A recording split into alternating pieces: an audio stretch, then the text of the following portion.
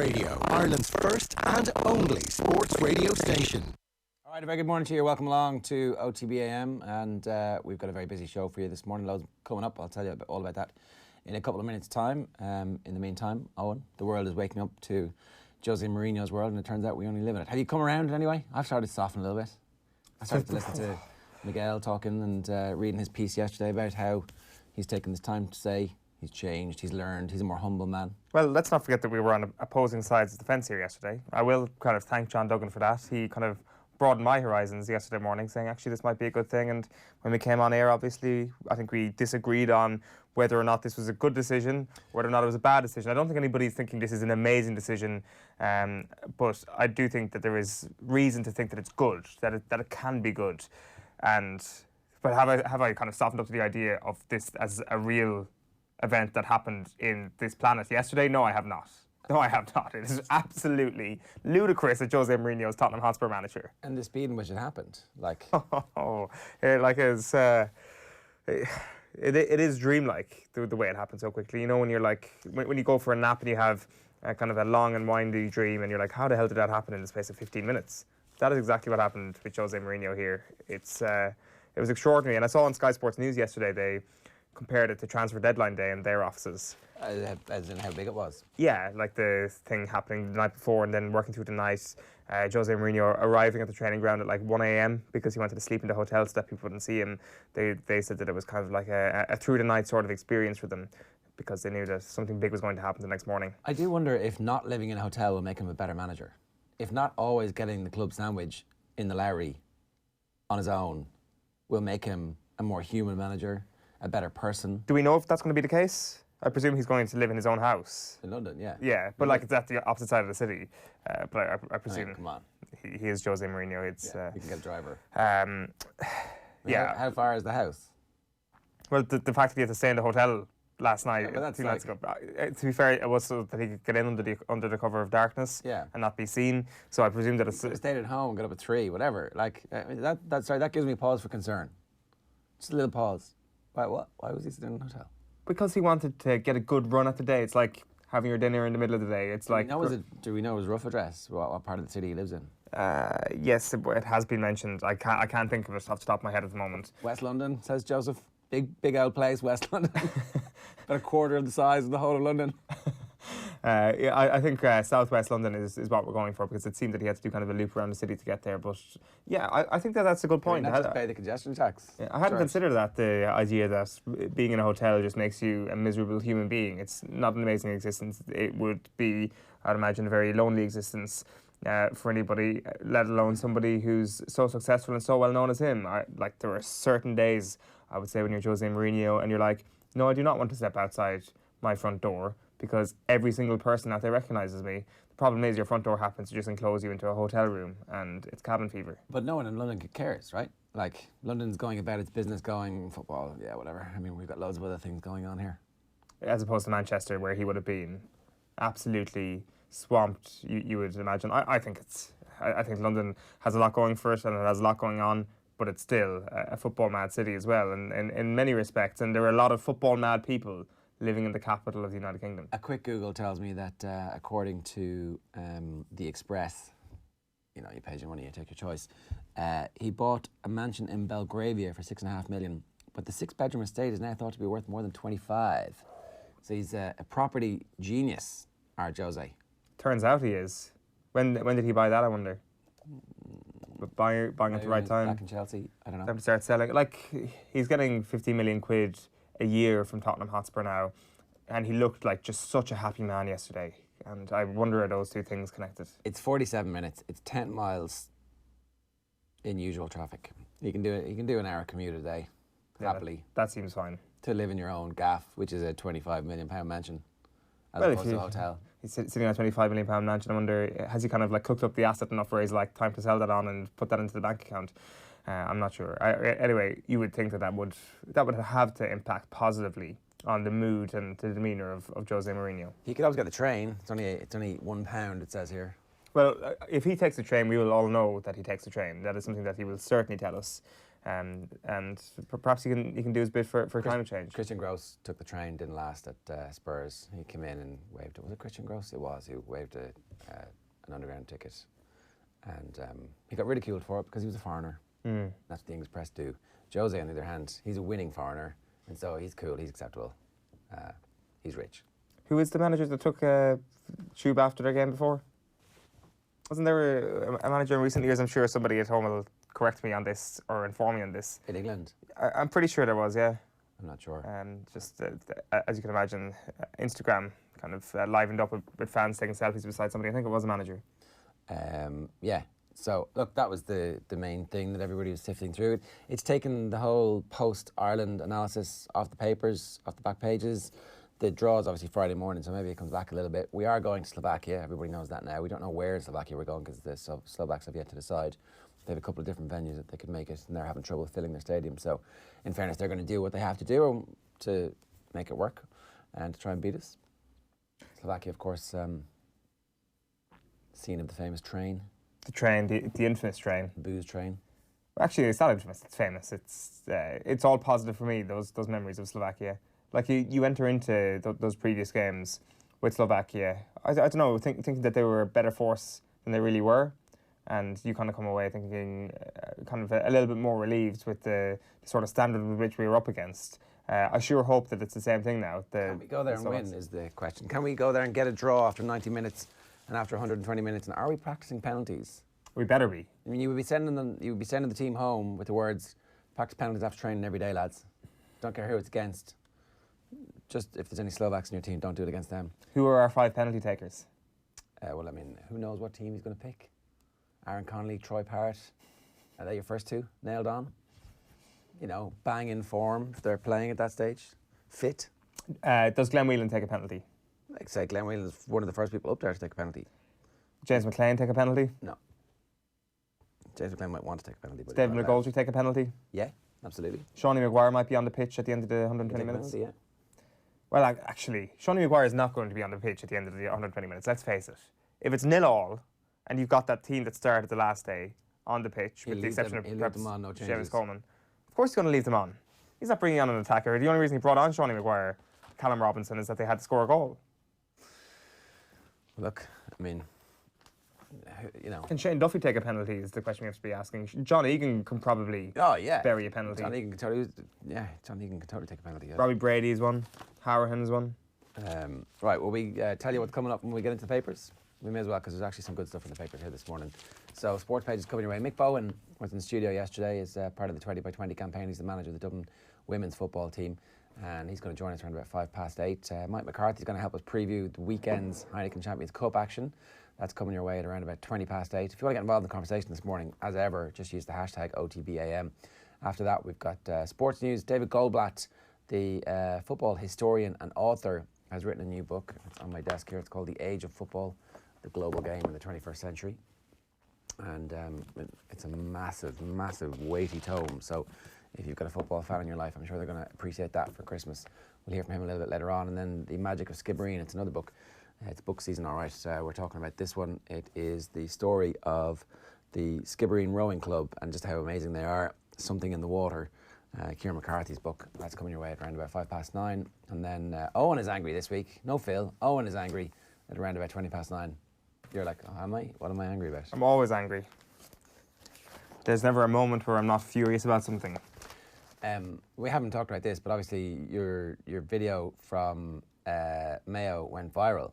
It was fantastic. It was great when you were the under threat journalist, but there was a bit of fake news in the middle of it about the pink snacks, which have been discontinued. Oh, we haven't discussed this yet. Yeah, I actually saw you tweeting there about a week and a half ago about the pink snack thing. I turned off Twitter for a week, so I didn't see it until the weekend. So it's quite a thing to see that you kind of, I don't know, I think you were having a go at my correct opinion or something like that. No, they were totally separate. Now I'm having a go at your opinion. I'm saying that they don't exist anymore. Doesn't matter. How could the shop be selling them if they don't exist? Game of Thrones doesn't exist anymore, and it was for a time the greatest TV show of all time. But it wouldn't be on the list to sell. It's not. So I wasn't complaining about it not being okay. I was complaining a little bit about this. That was literally the whole. That was the only reference. It was like, oh, they failed to have on their list here the greatest snack in the world, pink snacks. Okay, but like you're missing the point here. Is pink snack the best snack or the worst snack? Or the second best? They're the three options, really. I would say they're the best, but like. Thank you very much. This is a much more placid conversation than I thought it would be. But they don't exist anymore. Okay, we can get around that. Like we should actually start a petition to get pink snacks reinstated. Yes, I can get on board with you. Because timeouts are an Aldi version of pink snack, basically. Let's bring in the papers. OTB AM. Okay, the Sun this morning, you're my special ones. Jose, I love this squad who rallies shocked stars. Footballers get shocked for about 5 minutes and they're like, how does this affect me? Am I going to make my bonus this weekend? Am I going to get picked? What's going to happen? And Jose Mourinho walks in and there's pictures of him with Harry Kane. Poch's sad note, Mauricio Pochettino was forced to leave a note to say goodbye and thank you to his Spurs squad. That's a bit grim, isn't it? Would you write? I would be like, no, I'll send him a WhatsApp. I hope there is kind of a fly-on-the-wall documentary crew that was hired by Pochettino immediately after he got sacked, and there is an emotional montage coming of him sitting beside candlelight in his kitchen writing that note before leaving. Sorry, we cannot come to say goodbye. You are always in our hearts. He wrote it in pidgin English as well, just to. Many more jobs. Barcelona and Bayern are ready to pounce for Pochettino, but I don't think Barcelona, because the Espanyol connection, I don't know. I mean, surely they can get over that, right? He was like, I can't do that, but actually he can, of course. Of course he can. I don't think, like, the Real Madrid connection, if there was somebody kind of that bled white and was a real Real Madrid hero, could Barcelona kind of take them on as manager? I think that'd be more of a stretch than somebody from Espanyol. Like, I know it's a huge rivalry, huge local rivalry, but I think they could probably get over that. I'm not sure. Did you see Harry Redknapp's comments about Pochettino? No, what? The possibility of Pochettino going to Arsenal. Oh, yeah. He said, he was speaking on Talksport. He was like, there are clubs in London who are having a terrible time. Why wouldn't he go to Arsenal if he wants to? You think the Arsenal fans wouldn't love him there? If you go in there and start winning football matches, they would have taken Saddam Hussein in there when he was about. The fans don't give a monkeys. If you start winning every week, they're singing, there's only one Saddam. Harry Redknapp. They're like, it's not beyond the bounds of possibility for Arsenal fans to have done something like that. There is only one Mauricio Pochettino. I like, if we're going to start a petition for a pink snack, we need to start a petition for Mauricio Pochettino to be installed immediately as Arsenal. I mean, you're an Arsenal fan, so you would love manager. That, right? But like, all Arsenal fans would love it. I mean, what would Arsenal Fan TV actually say? I mean, that would be immediately gifable. It would be, but like their figures would nosedive. The Jose to Arsenal thing would have been the Arsenal Fan TV dream that people would have deserved. The Mauricio Pochettino thing could actually work too well, where Arsenal Fan TV just doesn't become a factor in people's everyday lives anymore, which some people may see as a good thing. I would see as a bad thing. But Mauricio Pochettino, he's like the best manager available in world football at the moment. And like, there was a good point made in a couple of the papers this morning that the stumbling block to getting Pochettino from the other massive clubs around the world has been the fact that Daniel Levy would want you to pay like 12 to 15 million to actually get him. Now he's for free. Yes. Of course, except for his wages. Yes. But still, he was on £7.5 million quid a year. Give him 10 million quid a year. He'll manage your football club, assuming it's if good. If Man United don't do this, they will regret it forever, I think. It's like when Klopp was like finally available, they already had a manager and they were like, we don't really need, it's not the right thing to do. And Arsenal wouldn't get rid of Wenger at the same time. Arsenal will always regret not getting Jurgen Klopp because he would have completely changed that club. They would now be the champions of Europe. They would now be the ones who are riding high in the league because he has that power and that force of personality. And Manchester United would be an unstoppable force if they had plugged Jurgen Klopp's energy into it.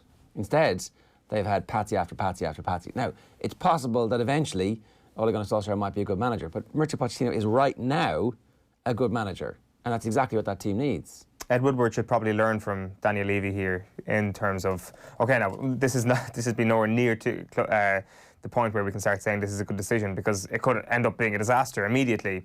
But I think Woodward can look at Levy and say that's how somebody should act in terms of how decisive they should be. Like that is swift action. He knew exactly what he wanted and he went out and did it. What do I want? Ed Woodward needs to find out what he wants. Look, exactly. So Daniel Levy knew exactly what he wanted, and whether or not it's the right thing, at least he's been decisive. He might have made a decisive, stupid decision, and that's what Manchester United should do. Is it? What incisive decisions have they made? What's the point in being bold and brave? They dilly-dallied over Solskjaer for quite some time before giving him the full-time job. Like giving a manager a caretaker role is always seen as a bit of dilly-dallying, especially when they last as long in the caretaker role. Like, what was Ed Woodward doing before Solskjaer became permanent manager is what I want to know. Trying to get Pochettino. And that's it. Like, there was a suggestion that like the Pochettino deal had been sorted out in the background and that they just needed to get to the summer, and then all of a sudden Solskjaer wins those 5-6 games, has the night in Paris, and and that was it. Yeah, I like that broke the Pochettino deal. But that was the Pochettino deal. The only thing he was okay. So the thing was that after those 5 game win, you put Solskjaer right up there in terms of the great, I guess, candidates for that Manchester United job. So you don't though. But you did at the time. Let's not forget how high they were riding at the time. That night in Paris was amazing for it was Manchester United. It was just an orgy of Man United onanism from. But it was still good.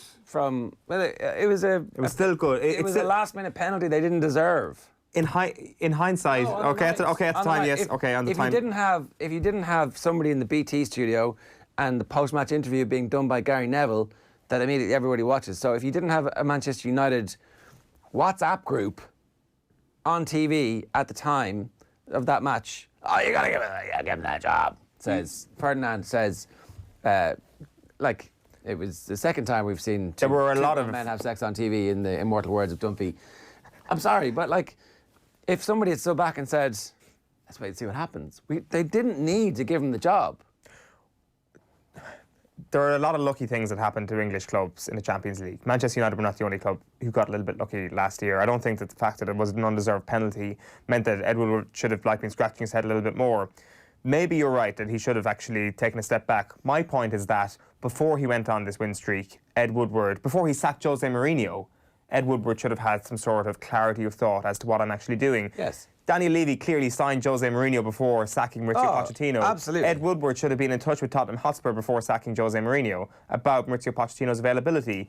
Then, if Tottenham were like, you're not going to get him unless you stump up this amount of money, then he should have waited a little while. I don't know. I just think that... You're saying he shouldn't have been decisive?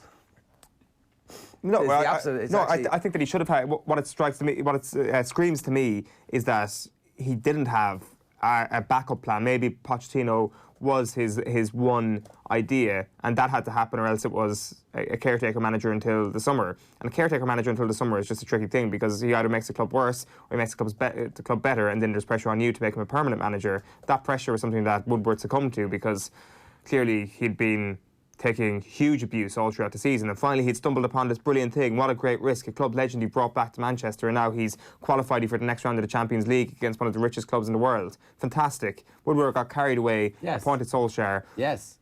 And it's a bad idea. It was a bad idea. In hindsight, but hindsight is helping us form this opinion. After Paris, you're like, fair enough. Okay, I can see why he's done it. And a lot of people, I think, in fairness, the majority of the people were like, okay, good decision. No. I probably got carried away a little bit by Solskjaer at the time. But prior to that run, is when he should have been decisive. Those people were like, this is too quick. What's the rush? It kind of actually felt... Solskjaer's not going anywhere. He's not going back to Molde. What? Don't be ridiculous. He's now part of the Man United furniture. He would have been happy with a director of football job. He would have been happy with being Nicky Butt's boss. That would the sum total of his ambition was to be able to lord it in that WhatsApp group. Could he have done a Mick McCarthy, Stephen Kenny job on it? Signed Maurizio Pochettino there and then, and Maurizio Pochettino announces there that he is leaving at the end of the season. And Solskjaer announces as well he's leaving as Manchester United boss at the end of the season. I mean, look, why would Manchester United not be taking tips from John Delaney on how to run their club? I agree with you. It would have been, what's that line about genius steals, greatness borrows, genius steals? Is that it? I've never looked into quotes about genius, to be quite honest with you. The Irish Times sports section there, the front page, I should say, of the Irish Times this morning leads with some Joe Schmidt extracts as well. I'll just get the headline for you. It is, Schmidt tried to halt World Cup match with Samoa over pitch, basically on the front page of the Irish Times this morning. It's Jerry Thornley, and then the rest of the extracts are carried in the sports section. Tone or omission among the difficult calls Schmidt reveals in new book, The Fraught and Difficult Road to Ireland's Grand Slam and the Card from Beyond the Grave from the late mother. So on Devon Toner and why he left him out, there was obviously a potential sighting incident coming Devon Toner's way, and Schmidt says in his new book, which is out today actually, that was a huge contributing factor in why he left Toner out. He says, we hadn't noticed the incident at the time. This is, of course, in the 22-17 win over Wales in pre-season. We'd been warned by Alain Roland in his presentation to us that any shoulder-to-head contact was likely to have a starting entry point of a 6-week suspension. It was a difficult call, but we decided to go with Tyg Byrne, who can play both second row and back row, and Jean Klein, the only specialist tight head scrummaging second row in the squad. So that's his explanation on that. I hadn't heard that mentioned before. What was the sighting in the end? The sighting in the end was nothing, actually, wasn't it? Right. Didn't he get away with it in Thunder? Yeah, he was playing Pro 14 at the start of the season. Yeah. So he would have got away with it in the end. So could they not have found that out? Could they not have made a few phone calls? Yeah, potentially. He talks then. There's a bit of a Saipan feel to a bit of this as well.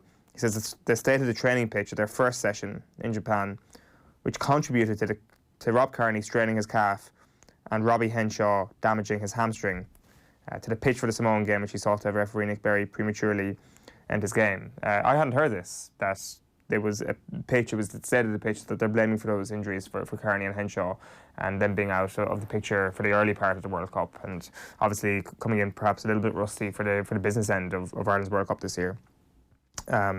Interesting, so this is obviously, there's not exactly full extracts here, but Thornley kind of paraphrases it. He says, in this paragraph, he hardly slept after the Japan defeat due to the knot in my stomach, that is a quote.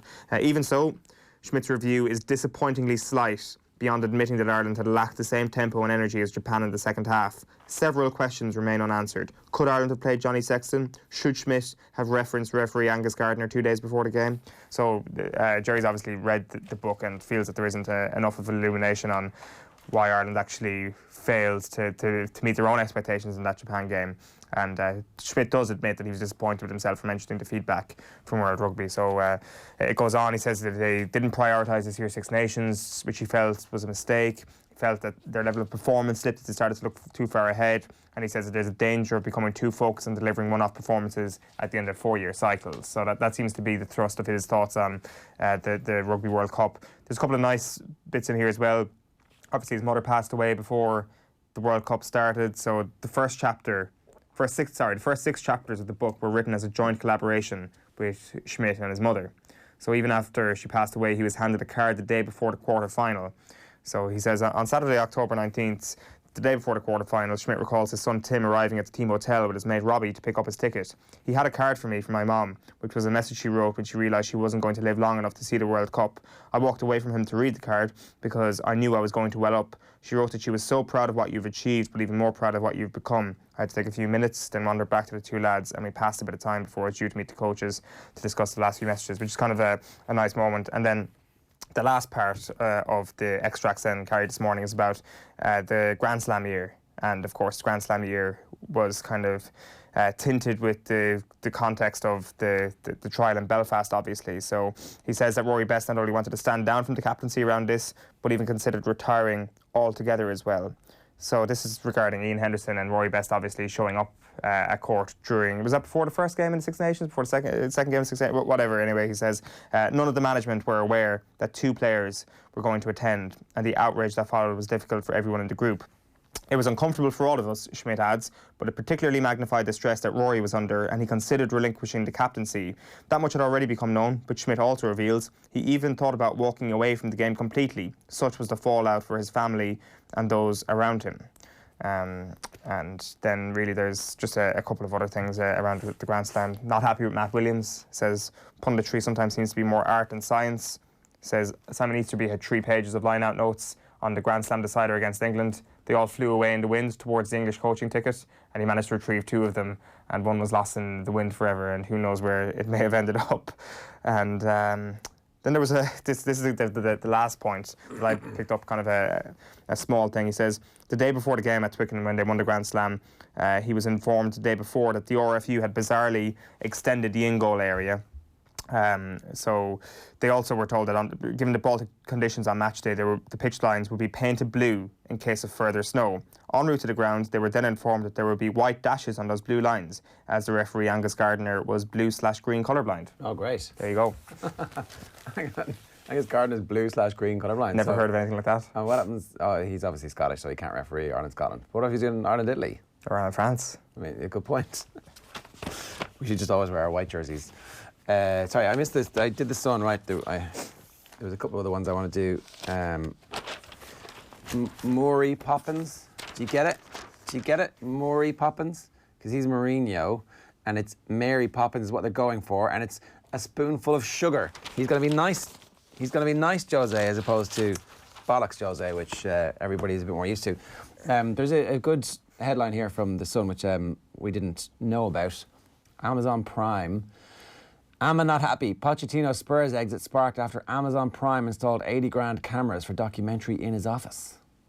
Amazon Prime are indeed making a documentary about Spurs at the moment. Tottenham Chiefs left Pochettino furious when installing Amazon documentary cameras in his office, days after refusing his request to buy some for training purposes. This is madness. The all or nothing flick was announced earlier on in the season and will now switch its focus from sacked coach Pochettino to Jose Mourinho. And then this is from the Guardian. Mourinho for Pochettino, are Spurs run by Amazon's documentary makers? Max Rushton asking that question in the Guardian today. So Amazon definitely winning big. Bit of drama there, but then is it that dramatic when you see it on a documentary and you're like, I know what happens here? Because he's so easy to read. He pretty much reveals everything. If we saw a documentary of the Manchester United dressing room, it'd just be the drama we already know.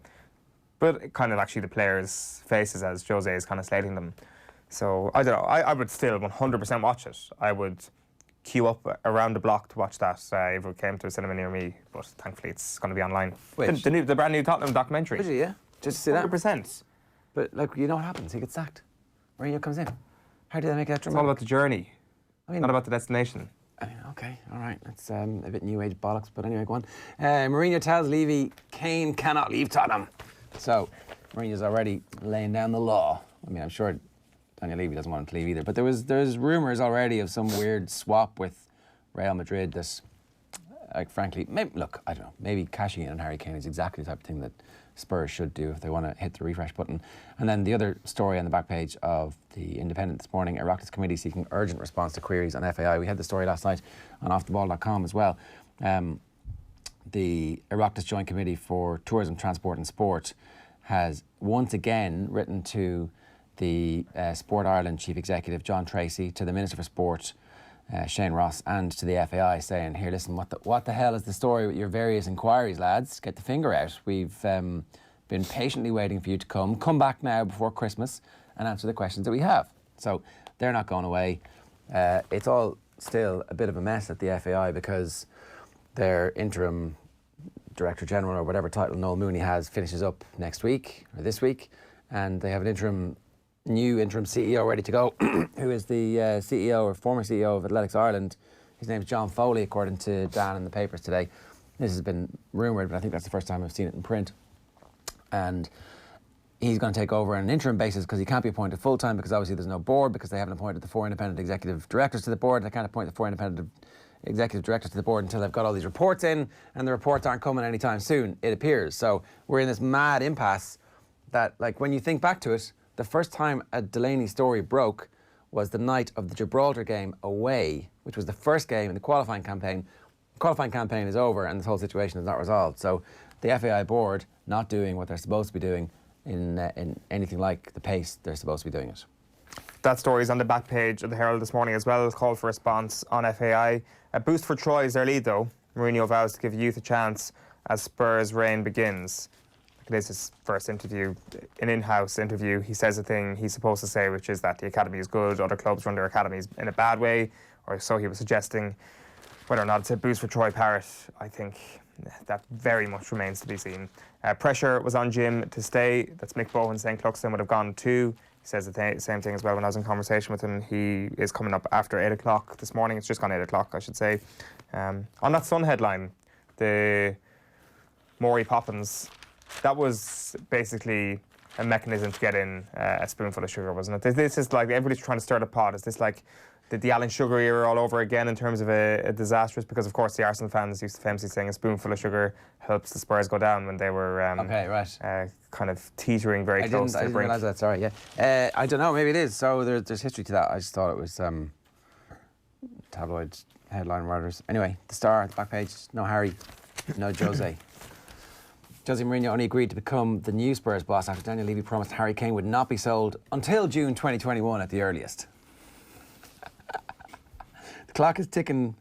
You've got 18 months left of Harry Kane goodness, Spurs. Calling it now, June 2021 is going to be the worst month in Spurs fans' lives, because at that point, the whole Jose Mourinho thing will have gone to shit. Harry Kane is out of contract. A lot of other players will have got fed up by Jose Mourinho at that point, and they'll have this big brand spanking new stadium, and I don't know, Carlo Ancelotti will be made manager or something. The Gareth Bale getting out of Real Madrid story takes another leap forward. Bale makes Madrid mad. How did he make Madrid mad? He said he gets more excited playing for his country than his club. That was it. That was enough to piss everybody off. I get more excited playing for my country than my club. The marker front page this morning is extraordinary. Have a look at this. So the translation is disrespectful, wrong, ungrateful, in that order. Which, of course, with his Wales Golf Madrid in that order banner. I think there was a Joe Allen banner as well in the stands that said Wales, Chickens, Stoke in that order around Joe Allen as well. So it's just become a meme at this point. And Gareth Bale, I really like Gareth Bale. I really like the fact that he's always just kind of grinning from ear to ear in the middle of a complete and utter disaster sometimes. And it's not a disaster because he's really rich and he plays for a successful international team, he plays for a successful club, so I don't know what's the disaster about it, but there's always some sort of drama around it. They clearly hate him in Madrid, and he's just grinning, playing his golf, doesn't really care what you think if you happen to be of a Real Madrid persuasion. He could easily uproot and join Barcelona in the morning, and he wouldn't give a damn. No. Somebody could throw a pig's head at him, he wouldn't give a damn, he'd smile. He'd be totally fine with it. He'd do keep you uppies with us. The Daily Mail, their back page headline, Kane must stay. It's the same thing, same story that everybody seems to have. And Jones, Ireland were seduced into awful year. So this is good. We do love to hate Eddie Jones, but he says Ireland won 18 out of the last 19 tests, including a series win in Australia. But ever since they'd beaten us at Twickenham, we'd study them closely, because that's your job. Because they got a sheet from Simon Easterby. With each game they won, they were kicking less. They were being seduced into playing more attractive rugby. The easiest teams to defend against are the sides that kick less, because then you don't have to worry about the backfield. He also revealed he had a frosty relationship with Schmidt in his early days as England head coach, before the relationship thawed this year. Just at the time when you needed to be knifing them. Did this all happen? They're all basically accusing Joe Schmidt of going soft, which doesn't make any sense, because that didn't happen. Well, I'm not sure, is it that, or is it a sense that it thought because Eddie Jones had just beaten Joe Schmidt and was then very warm and bubbly himself. Yeah. Maybe Probably. Joe Schmidt's actually kind of receptive to that and is actually an okay loser, but I don't know. Irish Examiner is suited. Jose working with these players is what has attracted me. And booted. Pochettino. Have Spurs swapped a manager for a brand partnership? Asks Tommy Martin. Kane must stay is the headline in the Telegraph, and that's the same story that everybody had, and they've got a 6-page special on that if you want that. The Guardian is Spurs laid on the line. Mourinho told to work on a shoestring budget this season. The Racing Post, surname prime for Altior clash, says Harry Cobden. And here's another thriller. 2018 Cheltenham winners Footpad and Balco de Flo square up at Thurles today. That's a 4-horse race, I think. And making Spurs special, putters put their faith in Mourinho to deliver a trophy. So people are backing Jose Mourinho to win a trophy. Will it be any trophy? Will it be a trophy of value? Will it be a goblet of minor prestige? Back page of the Mirror is, you must be kidding, Jose. Big spending Mourinho blasts Chelsea and United for not bringing on young players, despite splashing out over £900 million at his old clubs. Lies, damn lies and statistics. And the last story, one I've got for you, is the Irish News this morning. And it's Hart puts faith in youth to step up for Tyrone. So Mickey Hart back for one more turn. And who knows when he's ever going to stop. And then Bandsiders snap up Antrim star Fitzpatrick. So I haven't read the small print on that, but it looks like a bit of a transfer going on. Which county is beside the ban is what you're asking yourself. But it is the River Ban. He's certainly in Ulster, so he shall be plying his trade in the Ulster Football Championship this season. It also happens to be the longest river in Northern Ireland, so probably flows through a number of counties. Maybe somebody could read the back page of the Irish News for us there and help us out. Oh, there's a river ban in County Wexford. Anytime now. No, it's not Coleraine. He's not moving to Coleraine unless he's changing clubs. Anyway, we'll come back to that and our bad geography. What did you even do geography for the Leaving Cert? But there's no sort of, I didn't know, but I don't think that's really, geography is kind of more about mountains and physical geography rather than political geography, so I'm disappointed with myself, to be honest with you. Yeah, we walked ourselves into that one. Marcus Goya says, sell Christian Eriksen, bring in Fellaini. I wouldn't put it past him. Apparently, Jose Mourinho wants to sign Nemanja Matic. It's not a joke. Did you hear Phil yesterday morning? No. And Ibrahimovic? Well, I mean, Ibrahimovic is like a real thing. Ibrahimovic is free, right? So it's not the worst idea of all time. Fair enough. Except it would completely upset the balance and the style of play that the team currently has, which seems to work quite well from an attacking perspective. Son's going well, even when you use him. Moore's going well. Harry Kane's not bad. Why would you add in a big lanky beanpole who you want to punt the ball forward to? It would be, yeah, like it would be very, Especially very he's now like completely immobile because he's 60. It's true. He does tend to, like, would he like a partnership involving Ibra and Kane is the thing, or would he rather a Kane and Moore sort of job? I think a Kane and Moore job up front is something that Jose could work with. Like, obviously the Matic thing makes no sense whatsoever because it's Nemanja Matic, but then it makes perfect sense because it's Jose Mourinho. Yeah, look, and here, look, maybe he's better than Eric Dyer and whoever else that they want to put Wanyama or at the base of that midfield. I don't know who he's going to look at and go, yeah, you're my guy to be my stopper in midfield. It's going to be, but it's Eric Dyer is put in stone in that position right now unless there's a signing made. So, as Phil was saying yesterday, you can expect to see a lot of him in that position. 7 minutes past 8 this morning, you're watching OTB AM. If you're following us on YouTube, where we've over 80,000 subscribers, you can get on there and hit the subscribe button. If you're not, maybe you're listening to us on OTB Sports Radio, which is best listened to through the Go Loud app, which you can get in the app stores, and of course you can also listen to us on offtheball.com/radio. We're going to be bringing the conversation in the direction of rugby with Mike McCarthy a little bit later on, but up next we're going to be talking to the manager of the All-Ireland winning Dublin women's football team, Mick Bohan. He had some very interesting things to say about Dublin's 2019 All-Ireland win. Have a look. All right, I'm delighted to say that Dublin football manager with the women's team, Mick Bohan, is with us in studio. Mick, you're very welcome. You've been doing the rounds this morning because you're asking girls and women in Ireland to post videos of their skills online using the hashtag #Can'tSee, to help make women's sporting skills more visible. It is all part, of course, of AIG's 20 by 20 campaign. And Mick, it's interesting just chatting to you off air there. You've kind of got a two-pronged kind of voice of confidence in all of this, where A, you're a manager of one of the most successful women's teams we've had in Ireland in recent times, but also you're a father of 3 daughters, which is probably just as important in terms of your own motivation when it comes to the bigger picture. For sure, and they've been terribly lucky over the last couple of years to have a lot of exposure to this group.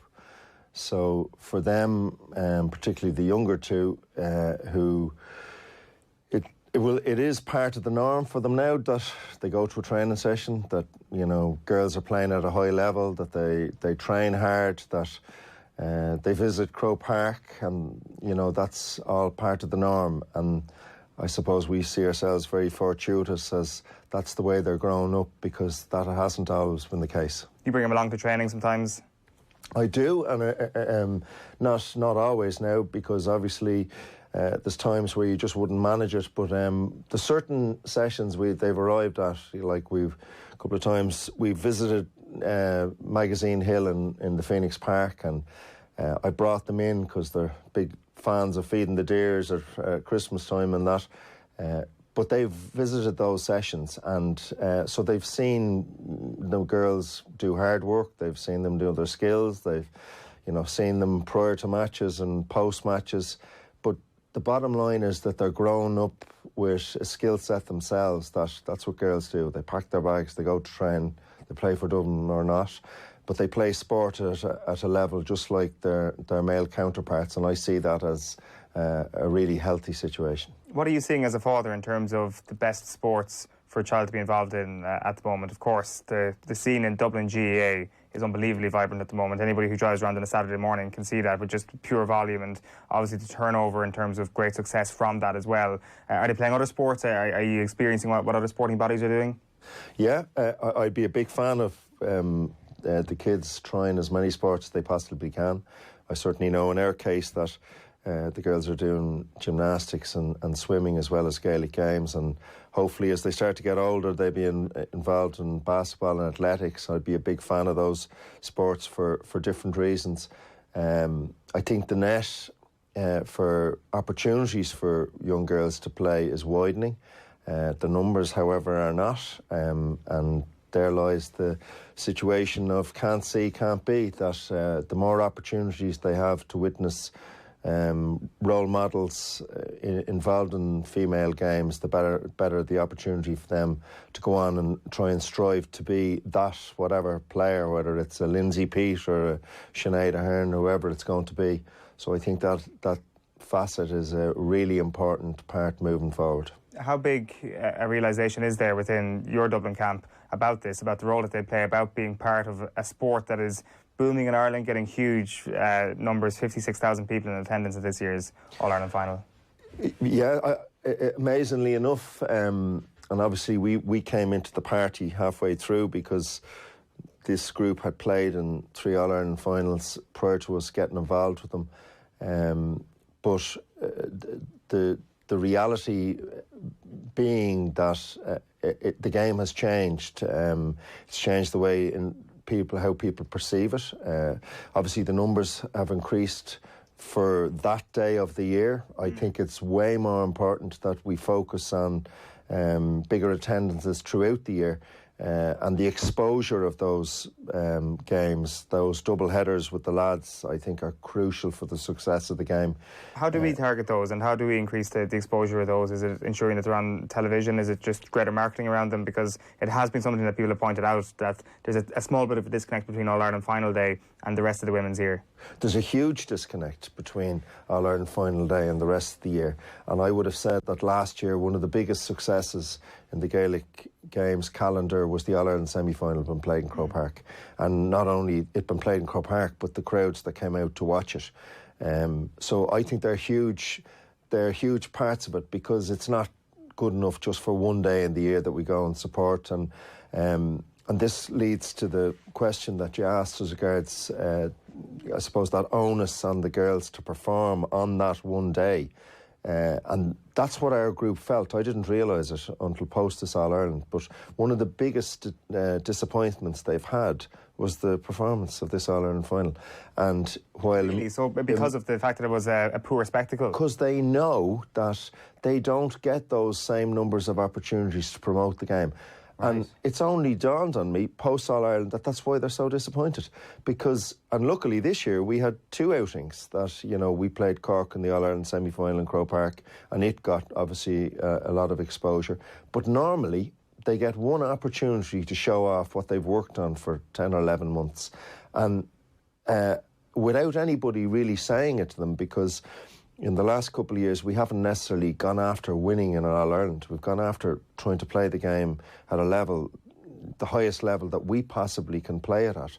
So therefore, this year's All-Ireland final became a disappointment, that even though they were successful, they didn't reach the standards they had set for themselves. And it took me a while to actually digest all of that unknown to ourselves, that's where they had actually got to, that sense of not achieving, even though they had achieved. But then I sat back and realised, well, we didn't focus on winning in Ireland. We focused on a performance at that level, and that's what they didn't achieve. They achieved the silverware without the performance. It's remarkable. That's one way to look at an All-Ireland final win that I've never heard before, and it's not even a question I thought of asking. I did think about the spectacle that it was, and it was kind of more on a coaching level rather than being ambassadors for your sport. But the fact that there was sort of a tinge of disappointment that, as ambassadors for the sport, perhaps the day that was in it, perhaps the contest that it was, they couldn't be the best ambassadors they possibly could be for the sport, which is kind of a remarkable holistic view of the sport rather than just a singular focus, which a lot of other sports people have. Incredible. And I certainly know that I hadn't experienced that feeling before with any other group. So it just shows, innately or otherwise, however that has begun to sit in on the group, that they're aware of the fact that they have so few opportunities to sell the game.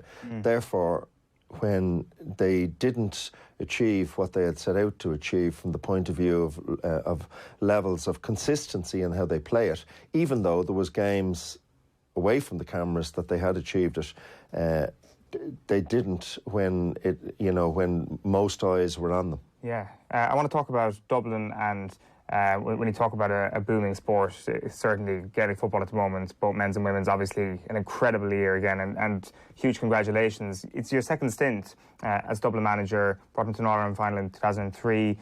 It's an interesting time to compare 2003 to now. How do you sum up the differences that exist in Dublin GAA at the moment in terms of how it's being run? In how it's been run? Yeah, and I guess because that does feed down to coaches, doesn't it? In terms of the resources you have, and I guess specifically how the resources are managed to allow you to get the best out of your players. Well, first of all, way back in 2002 was my first year involved with women's football at inter-county level. Willie Lillis was the manager that year, and I went in as coach. I was also involved with Nafina that year with the club championship for the 3-in-a-row success, and I had started my journey involved with Dublin development squads, which Brian Cullen was captain of our group at that time. So that was an incredibly busy year. And then 2003 was my first year in charge of the team, and we got to the All-Ireland final. So obviously Dublin's first All-Ireland final and beaten by Mayo. So that was the way I exited the game back in 2003. And I was particularly lucky at that time that we had dealt with an amazing group of players, and their desire to be successful was as high as anything I've ever dealt with. However, the skills have changed. Right. And back then, we would have had lots of girls who would have, played basketball and would have been involved in international soccer and whatever else. And some who came to the game late, others who decided to leave the other sports to focus on Gaelic football predominantly. But there was a situation where players were playing camogie or basketball in the off-season, and they were playing Gaelic games then essentially for the summer months. And that would not be possible to do now. It's got to a stage now, the game now, even though I know still in Cork there's some dual players and whatever else, but I would say to you we have got to a level now exactly where our male counterparts are, where there isn't room to play two different sports, because the skill levels now have got to a stage whereby if you neglect the game for a large period of the season, you'll pay a price. And that's very interesting, because we're going to play a quick video clip before we wrap here of one of your coaching drills, which one of our colleagues, Tommy Rooney, mentioned that you had them doing in DCU. So people kicking off right and off left, but crucially holding two balls in their hand as they're doing this. It's available on YouTube for anybody who wants to check it out. You're also instructing them to kick with three different parts of the foot, and then they're hand passing as well. You're getting a lot in on both sides of the body in a very effective drill here. And this is the sort of thing you're talking about, I assume, sharpening people up during the season. And it is something that perhaps people don't pay attention to, that in the off-season, your skills can get rusty, and playing different sports throughout the season isn't necessarily the most effective way of maximising your potential. Yeah, those that's what we coined complex skills, the use of two footballs. And that actually, I think that was done in Sligo. Yes, it is. I'm trying to think back the last time where I was at it, but that exercise, funny enough, was the use of 8 footballs at any one particular time, whereby you kicked to a right foot, kicked with left foot, received, caught one with your right hand, with the other with the left, then offloaded a hand pass with your right and then with your left. So you're using all 4 limbs, but in a practical type of way. So I suppose that kind of stuff we would have started way back. I think this complex skills we started back in 2011 in DCU. Myself and a friend of mine, Tony Diamond, fortuitously came across a bag of footballs one night, 24 balls, and we had about 6 or 7 lads, quality footballers: Michael Murphy, Paul Flynn, Colin Begley, David Kelly from Sligo, James McCarthy, I think. Anyway, so obviously high quality players, and we said that was an awful waste with the balls in the bag, and we started that night with 2 footballs, and we then coined it complex skills, and it has grown, and I wouldn't take a training session now without using the 2-ball exercise. That's right, just because you had the balls there, you said you may as well get used to them, and that's where it came from. Pure coincidence. And would you have been using that drill with the under Jim Gavin as well in 2013? Everyone that I've been involved with since then has been exposed to complex skills. Quick word before we wrap up on Jim Gavin, in terms of what you've seen from the outside now, having moved away from the men's setup. Has he changed as a manager in your view, and how many years does he have left before that lust for it starts to leave him? Because it still seems that he could go on and on and on for another 5 in a row, it seems. Yeah. The first thing I'll say is this, that we're hugely fortuitous that he's decided to stay on, because he's been remarkable for what he's done for the game, I think nationwide, but obviously we've benefited in the city. I'd say Jennifer will decide how long he stays on in the game more than anyone else. But he's been obviously an incredible ambassador for us, and he's never wavered in the way he's gone about it, from the time I've seen him as under-21 manager to now senior manager, and I for one was delighted to hear that he was staying on. And I certainly know if he decided to go, there was 3 or 4 of that group who would have been key figures who probably would have gone with him, and that certainly would have left our future in a lot of doubt. You think Cluxton would have gone as well if Jim had said I'd gone? fairly much say that, yeah. It's interesting. Well, Mick, thanks a million for popping in. It's been great catching up. Mick Bohan, of course, is Dublin manager and a 20x20 ambassador. There was a new call to action today asking girls and women in Ireland to post videos of their skills online using the hashtag Can't See, Can't Be to help make women's sporting skills more visible. Yeah, great stuff there from Mick Bohan. That was one of the greatest 6-a-side or 7-a-side Gaelic football teams ever assembled. Yeah, it seems that way, and it certainly seems that way. It's quite a drill as well, that he kind of used those as the guinea pigs to get it going at the time. Yeah, I mean, what if you've got mere mortals who are at a training session and you're like, the one hand, what am I doing? Too many balls. It's way too complicated if you're never doing this drill again, and then it just gets parked and that's exactly, yeah. The fact that you had some of the greatest ball players of their generation available to you. Yeah, it's still great stuff from Mick Bohan. If you missed any of that, you can get it on podcast. It is 22 minutes past 8 this morning. Let's go to rugby. Mike McCarthy is with us. We're going to talk about the weekend's Heineken Champions Cup action. Mike, good morning to you. We may as well actually start with Connacht. You were covering Connacht for BT at the weekend. The benefit of a win like that isn't just that you get the points on the board. It's also that you come through a traumatic experience with the injuries, and you get a win in front of your home crowd. The team bonds together, so it's unbelievably valuable for a team that is in the evolutionary phase that Connacht are in at the moment to have come through last weekend. How quickly do we see the benefits of that? They'll certainly be travelling to Toulouse with a spring in their step. As you said, they had gone through a pretty tough couple of weeks really, because while they started the season very well in the Pro 14. They were ravaged by injury. I think it was counted as 16 players out injured that they couldn't select from.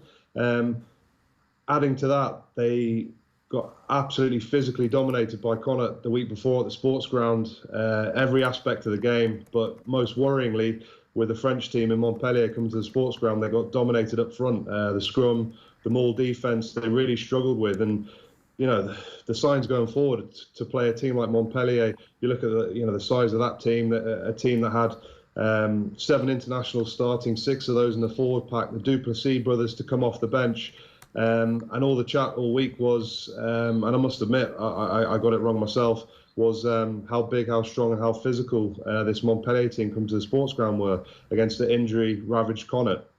But a week in sport is a long time, and maybe since I've been retired, I forgot that, because no doubt they had a very tough week in the reviews, and they came out ready to scrap, ready to fight, and that's exactly what we expect at the sports ground. And we didn't see that the week before against Leinster. But when you look through the 16 injuries, I think Paddy McAllister, Finlay Bealham, Gav Thornbury, Quinn Rue in the second row, Sean O'Brien back row, Kieran Marmion out for 4 weeks. Tom Farrell, Tiernan O'Halloran, Matt Healy, and to lose 3 of those just before kickoff was another big knock. And to concede a try after 70 seconds when Aaron Cruden scored, things certainly weren't looking good. But the guys really fought, and their discipline was good. Their defence of the maul was incredibly good, and Montpellier just couldn't get that going. They brought a line speed and a physicality in defence, which we didn't see against Leinster the week before, and I think they surprised Montpellier. Montpellier would have watched that game before, so it was a great win and gives them real hope going now towards Toulouse. And with Gloucester losing that first game to Toulouse, Gloucester have got a tough game away to Montpellier this week. And what it means if Gloucester don't win against Montpellier, they're more than likely probably going to be out. And so when Connacht come to play when they come to play Gloucester in December back to back, you could see a weakened side from Gloucester, and that could be very beneficial for Connacht, hopefully getting out in the group stages. Toulouse are second favourites to win the competition overall, so it's obviously a very, very difficult task that Connacht are facing this weekend. The confidence that they've taken from the first week, what's a realistic outcome from an away trip to Toulouse these days? They're not the Toulouse team, the great Toulouse team of Guino Bez, but they're certainly making strides to get back there. Yeah, you saw 13 months ago, Leinster played Toulouse there and lost, and it was a close game. But that kind of just emphasises how big a task it is. We all know what a task it is to play a French side in France. Is a completely different prospect. But they'll certainly take belief from that Montpellier game that they'll have a few guys back from injury. But I suppose realistically, to come away with a losing bonus point would be a huge positive. But it's going to be a huge task. To lose at home is a very difficult proposition. Is there anything specifically you can do against a team like Toulouse? Is it just do the basics and fundamentals right, or is there a specific element of your game plan that you look to try and put a team like Toulouse under pressure? First of all, I think you need a really good start playing away in France. You need a really good start. You need to quieten down that French support that really gets behind their home team. You need to be incredibly disciplined. If you start giving, it's probably the same game plan as when they play Montpellier at home. If you start giving penalties away, stupid penalties, not rolling away, slightly offside, it's just going to play to their strengths. All French teams have humongous packs, so they'll just kick to the corner, get their biggest weapon going, which is their driving line out there at their maul and their scrum. So they've got to be incredibly disciplined, and they've got to bring a physicality and edge, which we didn't see against Leinster, but we did see against Montpellier, where they're just really hungry for work. They're getting up off the line. They're taking down those big ball carriers' space, chopping them, getting them to ground really quickly, and they've just got to be relentless all day. So I think those three things: physicality and edge, discipline, and starting the game very well. Another would be, and they've got Jack Carty to do that, is to have a really sensible kicking game. Knowing when to play and when not to play, and just keep turning that big heavy pack and kicking the corners. You mentioned Marmion a bit earlier. Obviously, the news came through this week that he's going to be staying, that he won't be heading off. Obviously, I wonder if the Saracens issue ended up having an impact on whether or not he was ever going to go there. But how big a signing is this for Connacht, and how important is it that they keep players? I mean, obviously, Bundy Aki is the next on the list that they need to sign, and getting a deal done for him would be a huge thing. Yeah, just adds another layer of positivity. I mean, I have a massive effect, and you never know. Small things like that could be the difference between Bundy signing and not signing. When you're looking to sign to stay on, you're probably looking to see who's re-signed, who are they looking to get in, how's this team looking to progress. So it's a huge statement to have Kieran Marmion re-sign. I heard it was Ulster that were after him. To put that to bed, to have beaten Montpellier last week in the way they did, it's another layer of positivity. Added to the fact that they've got the sports ground ready to be redeveloped, 30 million, turning it into a 12,000 stadium. It's just adding further layers of positivity to everything. So that'll have a huge impact in terms of other players that will want to come in and play for Connacht. And it'd be hugely positive for everyone within the environment. All right, also in France this weekend, Leinster are at Lyon. Lyon were beaten by Northampton last weekend, so they need a win to stay in the competition. I know you've been doing a bit of digging on how this Lyon team are likely to play the game this weekend, a bit of a scouting report. What are your scouts and spies telling you? Yeah, no, I'm very good friends with someone involved in the Northampton Saints setup, and he just gave me a little bit of information on how they look to play and some of their key threats. But I think, Leinster can't underestimate this Lyon team, and I'm sure they won't. But I think the Lyon team was slightly weakened to the team they'll play at home this week. Lyon gave away 24 penalties in that game against Northampton. Now, when you give away 24 penalties, anything more than 10, you're really struggling to be in with a chance of winning the game. 24 penalties is a ridiculous amount of penalties to give away, and how they are even, the scoreboard even looks, reasonably close. I'm not sure, so I'm sure they'll clear up that aspect and they'll be looking for less than 10 penalties. But they're their typical French side. We all know French packs: big, grisly, powerful, strong, really dangerous backline. But they play with huge amounts of ambition, and they play with an expansive style of game under the Pierre Mignoni, the coach, former 9, who worked under Joe Schmidt and Vern Cotter at Claremont. And Contepomi's been speaking very highly of him. How he's a hard worker, he's really good coach, so he's got a lot of time for him. But slightly different to other French sides, they look to counter attack from their own half. So off kickoffs, they have big Carl Ferns, the number 8 back. He's a huge man, and they're not looking just to set up a ruck and then to exit with a box or a field position. They're looking to play, they're looking to find space, and they're looking to attack you. And they are one of the few sides in France that play from deep. Kick-off exits, as I said, the first option is to run. And then when they do decide to kick, they've got a really good kicking game where they can kick long and gain territory. And I suppose, from speaking to my mate in the camp, he said the key players for them is, Fernandez at 10. He's a poor defender, but he's got a lot of trick plays and plays close to the line. And within the camp, apparently Boyd thinks the 12. I think Ngate he's a Kiwi. He's one of the best Kiwis, apparently, not to get a cap. The guy who plays in the yellow scrum cap. We mentioned Carl Ferns. Big, go forward. They use him a lot on special plays and line-outs and peels around the back and the front. Liam Gill, who's mentioned apparently in the same breath as Pocock and Hooper, the Australian, really fast at the breakdown and for turnovers. And Simbella, the big number 8, really powerful defender. But a lot of similarities to a lot of the top French sides. They're big, they maul a lot. Scrum's a big weapon for them, and they scrummage a bit like Argentina with the 2 props pincering in, which can cause a lot of pressure on teams.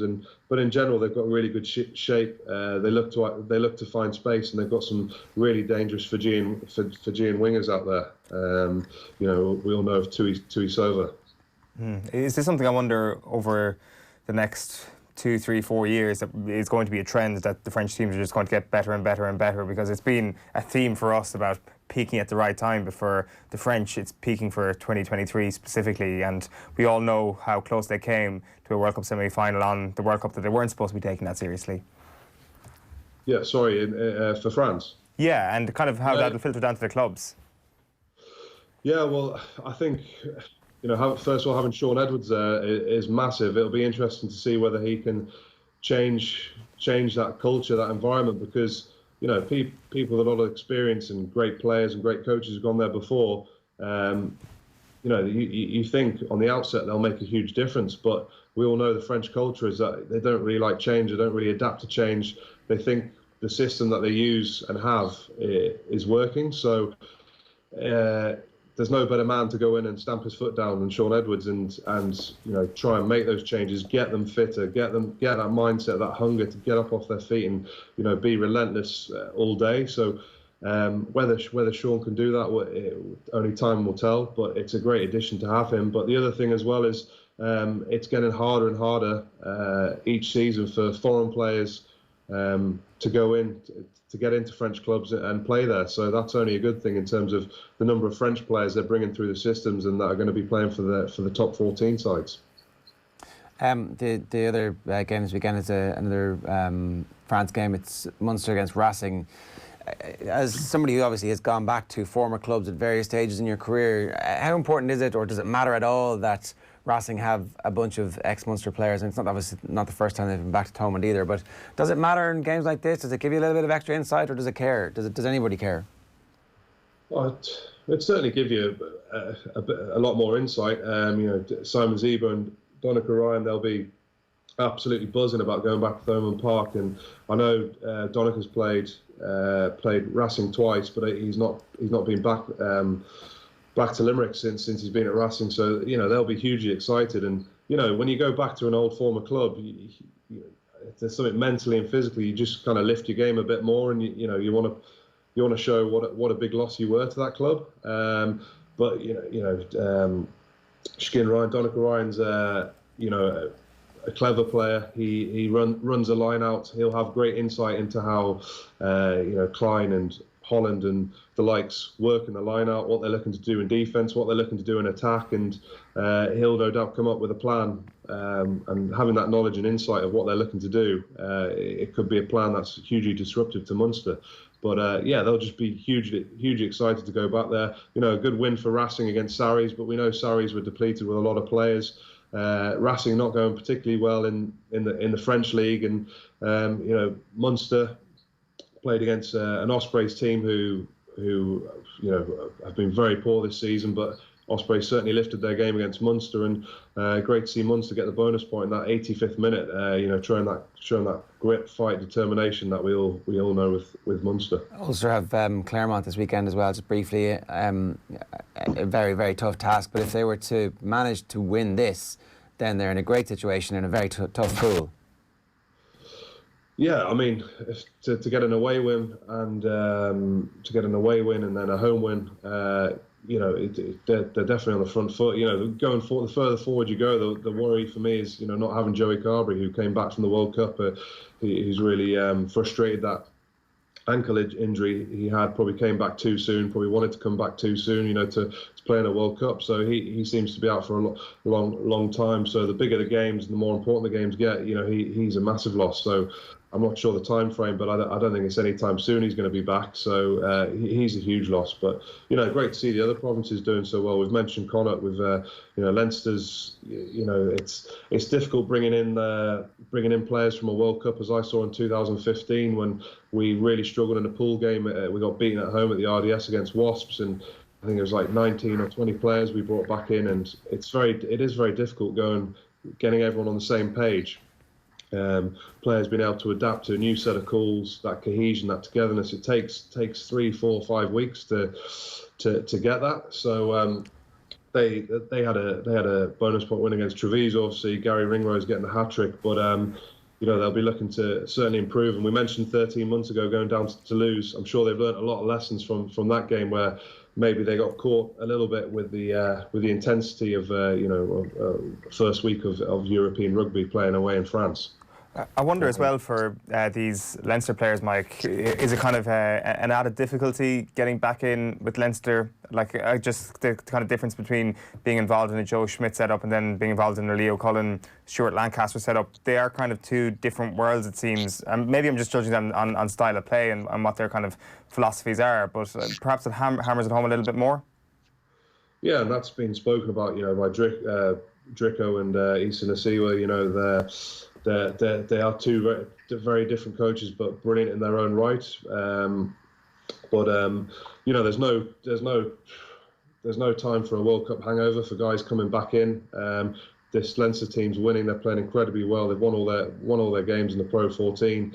And guy the likes of you see some like Ronan Kelleher really taking his chance. I think before the Treviso game he'd scored 6 tries in 7 games, and with Sean Cronin being out injured and Rory Best having retired, he's really stamping his foot down as putting his foot down for the Six Nations. So that's great to see. But I think they'll just be excited to come in, turn the page, move forward from the World Cup, and know that they have to perform, because there's a lot of guys who've been playing incredibly well while they've been away. Last thing, I think I just wanted to briefly mention the fact that you mentioned how difficult it is to blend the team back. How difficult is it for the players who have been here and not gone to the World Cup to see the players in the World Cup come back and then get into the team? Is there just a natural, animosity is the wrong word, but just a natural unease at how quickly sometimes players get back in from the international team when you've been there grinding in the background? Yeah, it can be frustrating. I've seen it across my career many times, and it's frustrating when you're a player and you feel you've been performing, and a player comes back in, a big name, who's they've done a lot before, but you might feel that they haven't for that particular period of time, i.e. that season, they haven't been performing. So that's when it's frustrating when you see a player coming back in, picked based on his experience and what he's done before. That can be hugely frustrating. But everyone's different age profiles. But a lot of those younger guys who've come in, they've got their chance. They've played really well.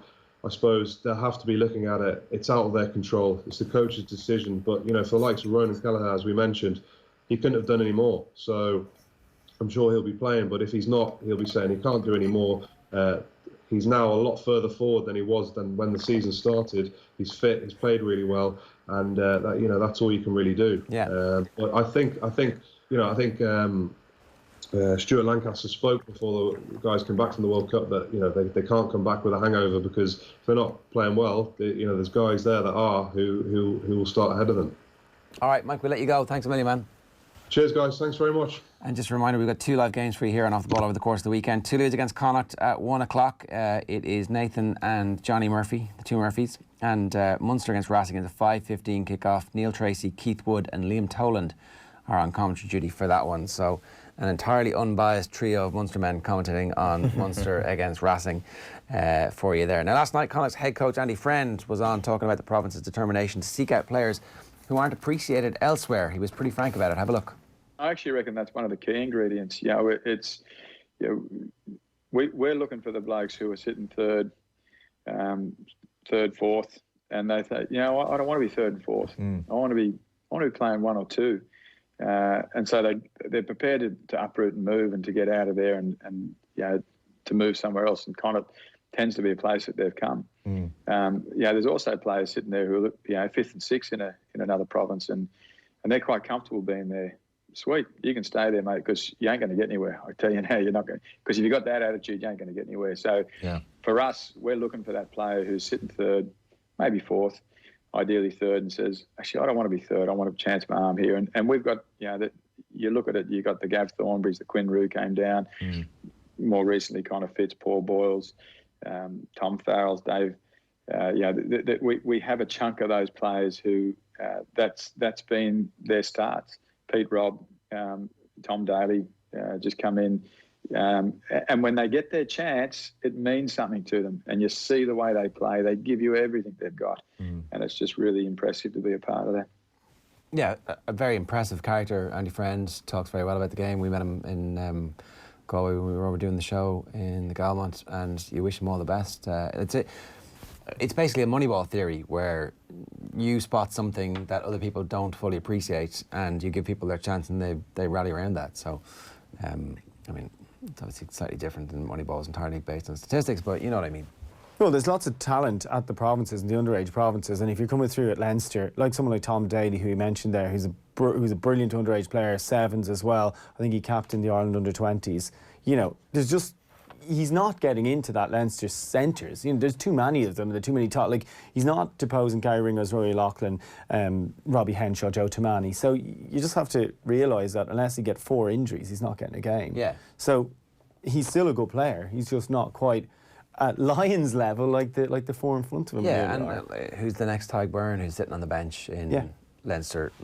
Ideally, you wouldn't have to go to Wales. There are other provinces that you can go to. So. What have you got for us? Yeah, well, talking about talent being unsatisfied, the Open champion is looking to win the race to Dubai. Ireland's Shane Lowry has just teed off in his opening round of the DP World Tour Championship in Dubai. The Offaly man is bidding to overhaul Austrian Bernd Wiesberger and win the race to Dubai. Lowry won the Open Championship at Royal Portrush back in July, but he says he is hungry for further success in the season finale. When you have bad days and when you're shooting bad scores, people saying to you, sure, you won the Open, it doesn't matter. But it does matter. Every day it matters to me, and I want to shoot the best score I can, and I want to be the best player I can be every day. So, I'm going to go out and give my best this week, and look, no matter what happens, I will be sitting back next week with a major trophy in my cabinet this year, and I'll be happy with what I have. But it'll be incredible to add the European #1 to that list as well. Yeah, that'd be nice. Rory McIlroy obviously can't top the money list, but he still has a chance of a 5th worldwide win in 2019, across the biggest check of the year as well. And McIlroy is out in the course and he parred the first. The lead currently held by Mike Lorenzo Vera there. He's on 5 under par. New Spurs manager Jose Mourinho holds his first press conference today after being appointed manager of the North London outfit. The Portuguese manager will earn an estimated £13 million a year, but may have to sell players in January to bring anyone in. Former Spurs manager Harry Redknapp thinks Mourinho is a winner and will get the team back in the top 4. Got a good chance, hasn't he? He's walked into a club full of good players. He's got the best centre forward of his type in the world. He's got a fantastic group of players here. I walked in here when they were stuck at the bottom. I've got Gareth Bale, Modric. I said my missus could get these up the league. Harry's missus is like one of the best managers, one of the most unheralded and undiscovered managers in world football. Sandra. Who was like a crumpet's ever done. Who was manager right before Harry?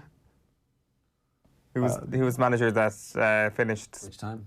When they were in 17th or wherever they were, when he kind of rocked them up the league. Basically, he's saying that his wife would be a better placed than it wasn't Yall, was it? No, was it Martin Yall? Juan de Ramos? No. But yeah. Anyway, poor Harry. The Oireachtas, more sports administrator stories. The Oireachtas Joint Committee on Transport, Tourism and Sport has called Sport Ireland to clarify responses to 6 questions in regards to governance issues at the FAI. In an email correspondence marked urgent, the committee says it wishes to meet with Sport Ireland, Minister Shane Ross and the FAI. They wish to discuss the possible restoration of state funding to the FAI, which was of course suspended over those governance issues.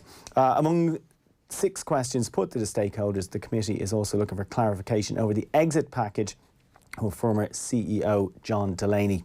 So move on to boxing, and Michael Conlan is a step closer to a world title fight. He's moved from 3rd to number 1 contender for Shakur Stevenson's WBO featherweight title. Conlan, of course, unbeaten in his dozen professional fights to date and faces Russian Vladimir Nikitin in New York on December 14th. Nikitin, of course, the man who beat Conlan in controversial circumstances at the Olympic Games in Rio. And on a related note, all of the boxing referees and judges from the 2016 Rio Olympics have been banned from next year's Games in Tokyo. 36 officials were suspended following that event, and scores from judges will now be publicly displayed at the end of each round during qualifying and at the 2020 Olympics, although a little too late for Conlan. It was Juan de Ramos was the manager before. After him, I'd forgotten this, AVB got the gig. Oh yeah, under Villas-Boas. Not for very long. And then Tim Sherwood had the gig, and they've just sacked Mauricio Pochettino because they don't like being where they are. It's too much. Juan de Ramos went on to manage Real Madrid immediately afterwards. Imagine that. It's like, congratulations, you and your team involving Luka Modric are now 17th in the Premier League. Come manage the biggest club in Spain. You definitely deserve that job. Yeah. Oh, well, speaking of honours, after guiding the boys in blue to a 5th All-Ireland title in a row, Dublin manager Jim Gavin is to be recognised by DCU, and he'll be confirmed with an honorary doctorate at a ceremony next month. Gavin joins the likes of Joe Schmidt, Bill Clinton and Brian Cody in getting the award. And finally, in racing today, the Willie Mullins trained footpad has his seasonal debut today at Thurles in the listed chase at 10 to 1. The first they're going to post at 12:15. Footpad's good. Looking forward for a good year? Yes, you would think so. More soft ground from this year. He should be okay.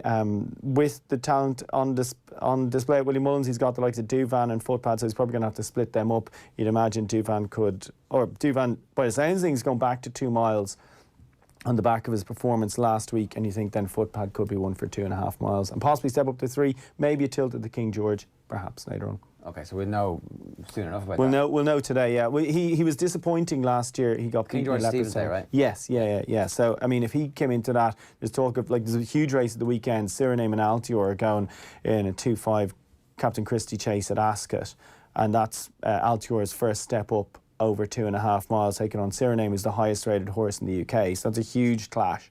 And then they're expected from there decide what to do with Altior. That could be going to the King George as well, which should be his first jaunt over 3 miles. All right, okay.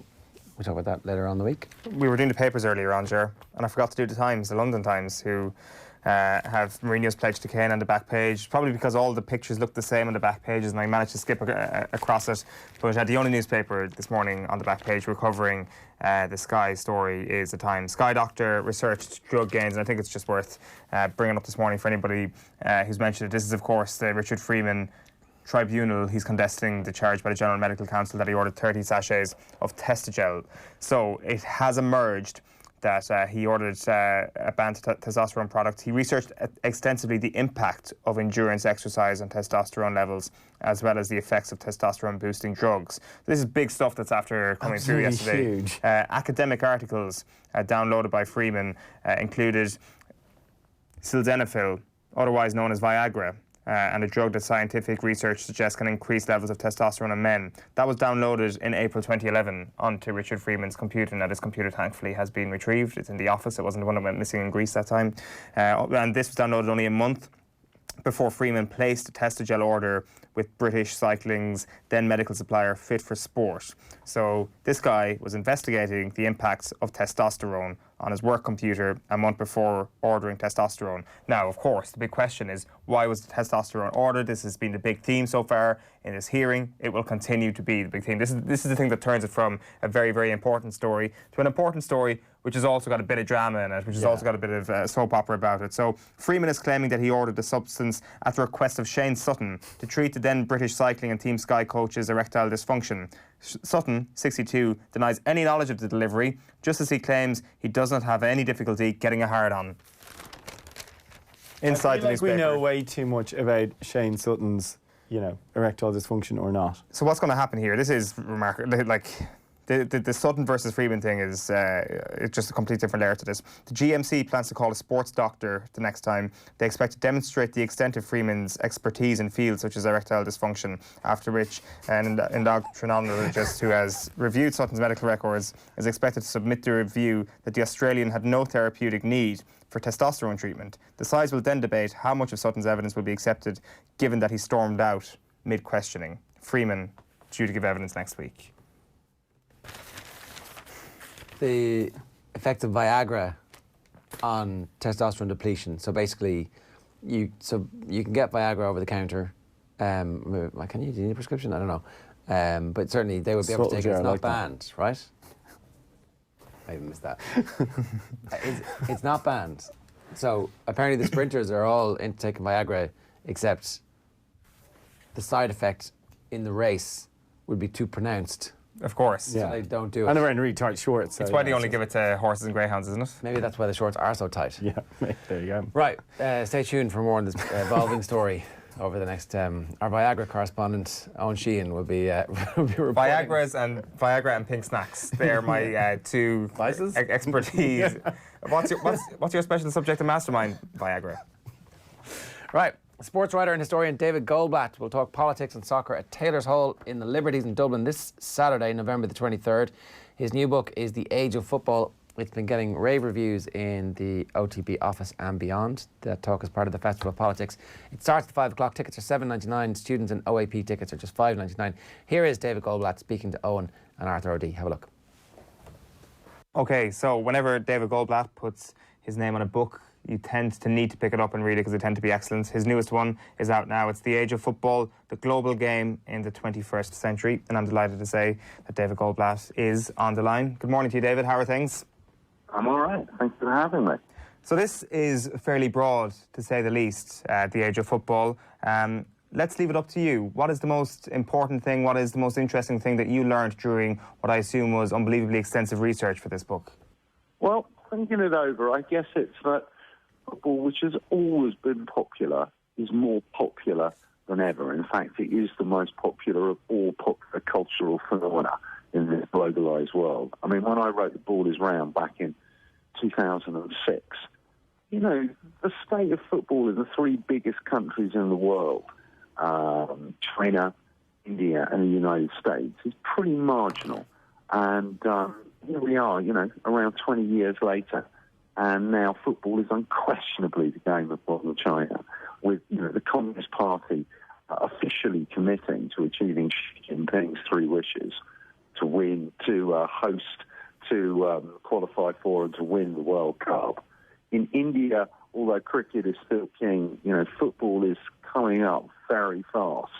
And in the United States, it is now a totally sustainable, fixed element of the sporting universe.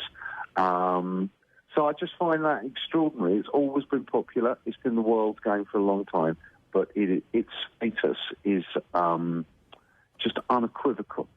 Why is the status growing, do you think? Is it because the financial injections that FIFA has? Is it because of the power it already had, that once you have a fairly big thing, it can easily get bigger? Because I'm sure, as we get into in this conversation, there are many things wrong with football, of course, on a global scale at the moment, but yet it is growing bigger and bigger and bigger. Why do you think that is? Well, I think television is pretty central. The digital revolution has made the best football more accessible than ever before. And I think, football being played at the highest level in Europe, where all the kind of concentrated resources, the talent, capital, the technology is concentrated, we're looking at the best football that's ever been played.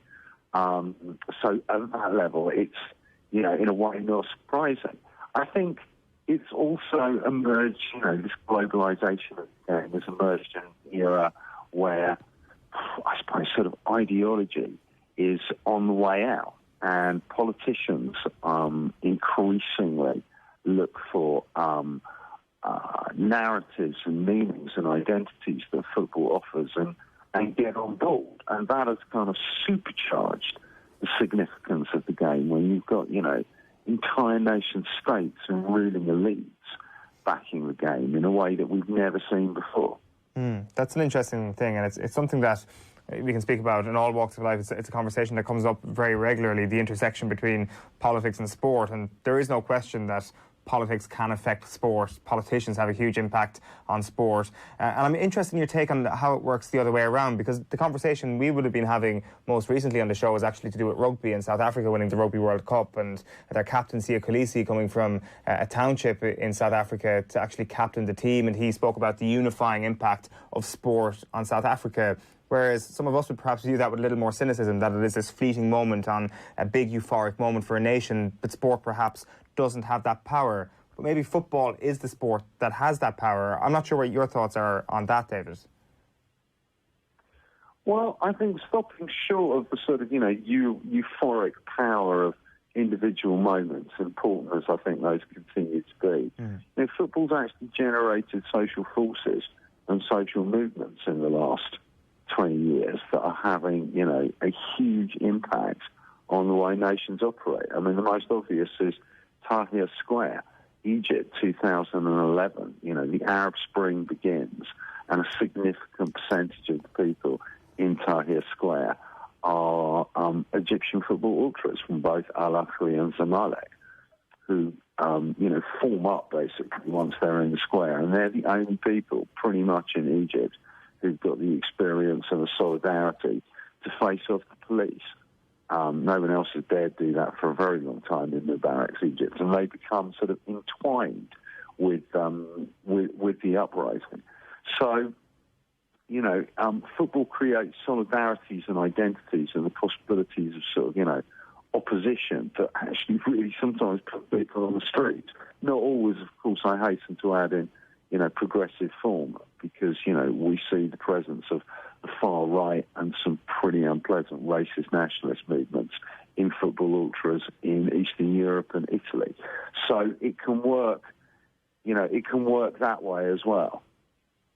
Like, when we think about those moments as well, like, obviously the scenes in Egypt are unbelievable. It is a clear evidence of the argument you're trying to make. And then perhaps kind of moving away from that singular moment for a time, the summer of 2016 is fascinating when you talk about the intersection between politics and sport. You have this massive sporting tournament obviously going on in Euro 2016 in France, and then you obviously have this massive political meltdown, some would say, going on in Great Britain as well, all while this is happening. I think most would say. Yeah, I think so at this point. Talk to us about that, about how those two things aren't necessarily independent of one another. England's meltdown on the football front, and then perhaps the wider United Kingdom's meltdown on a continental front as well. I mean, it's a really interesting moment. Watching the game, I'd been at the Euros for the earlier rounds and been sort of slightly distanced from the debate on the European Union referendum, and came home about 4 or 5 days before it. And my stomach turned when I got home. I just knew that it was going to be Leave. There was just something really so clearly in the air. I couldn't put my finger on it, but I just knew it.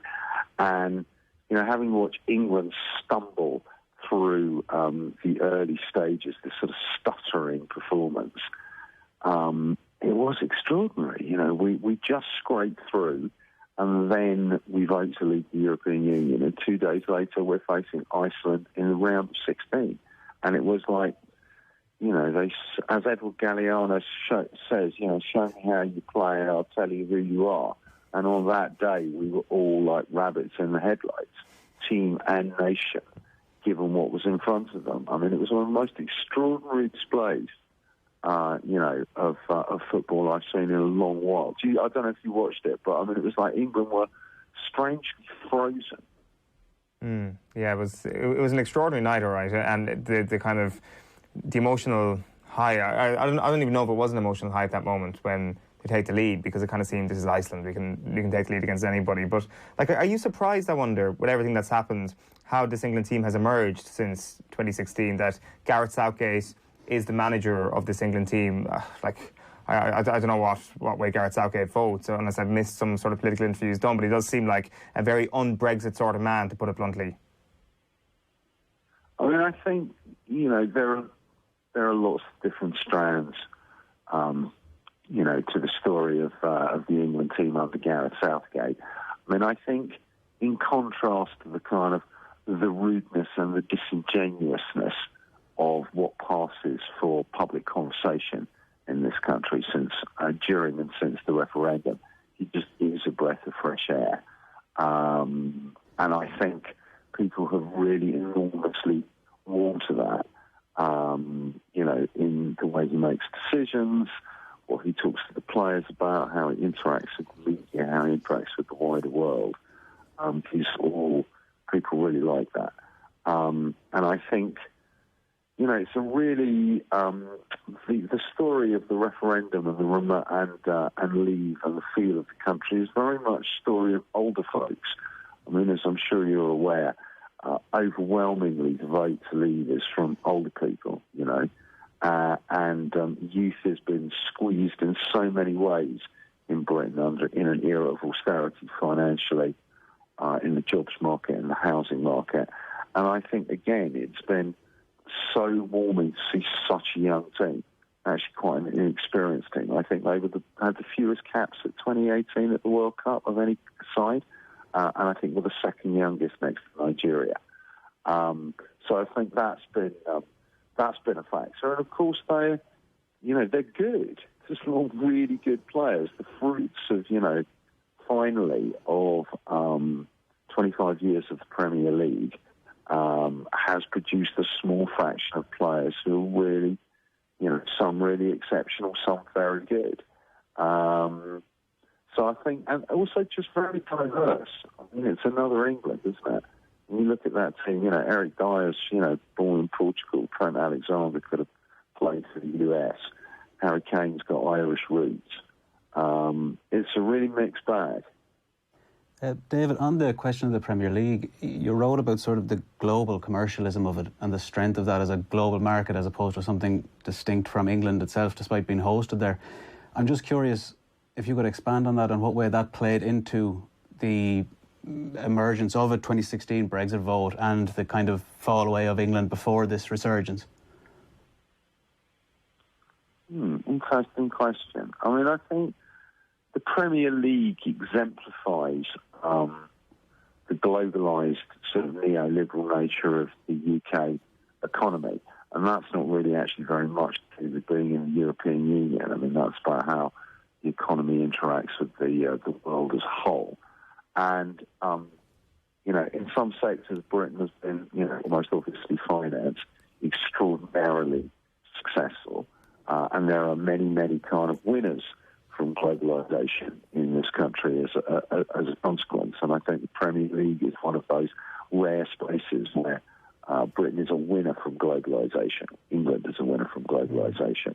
You know, and if you concentrate talent and capital and money all in one place, then you're going to get great results.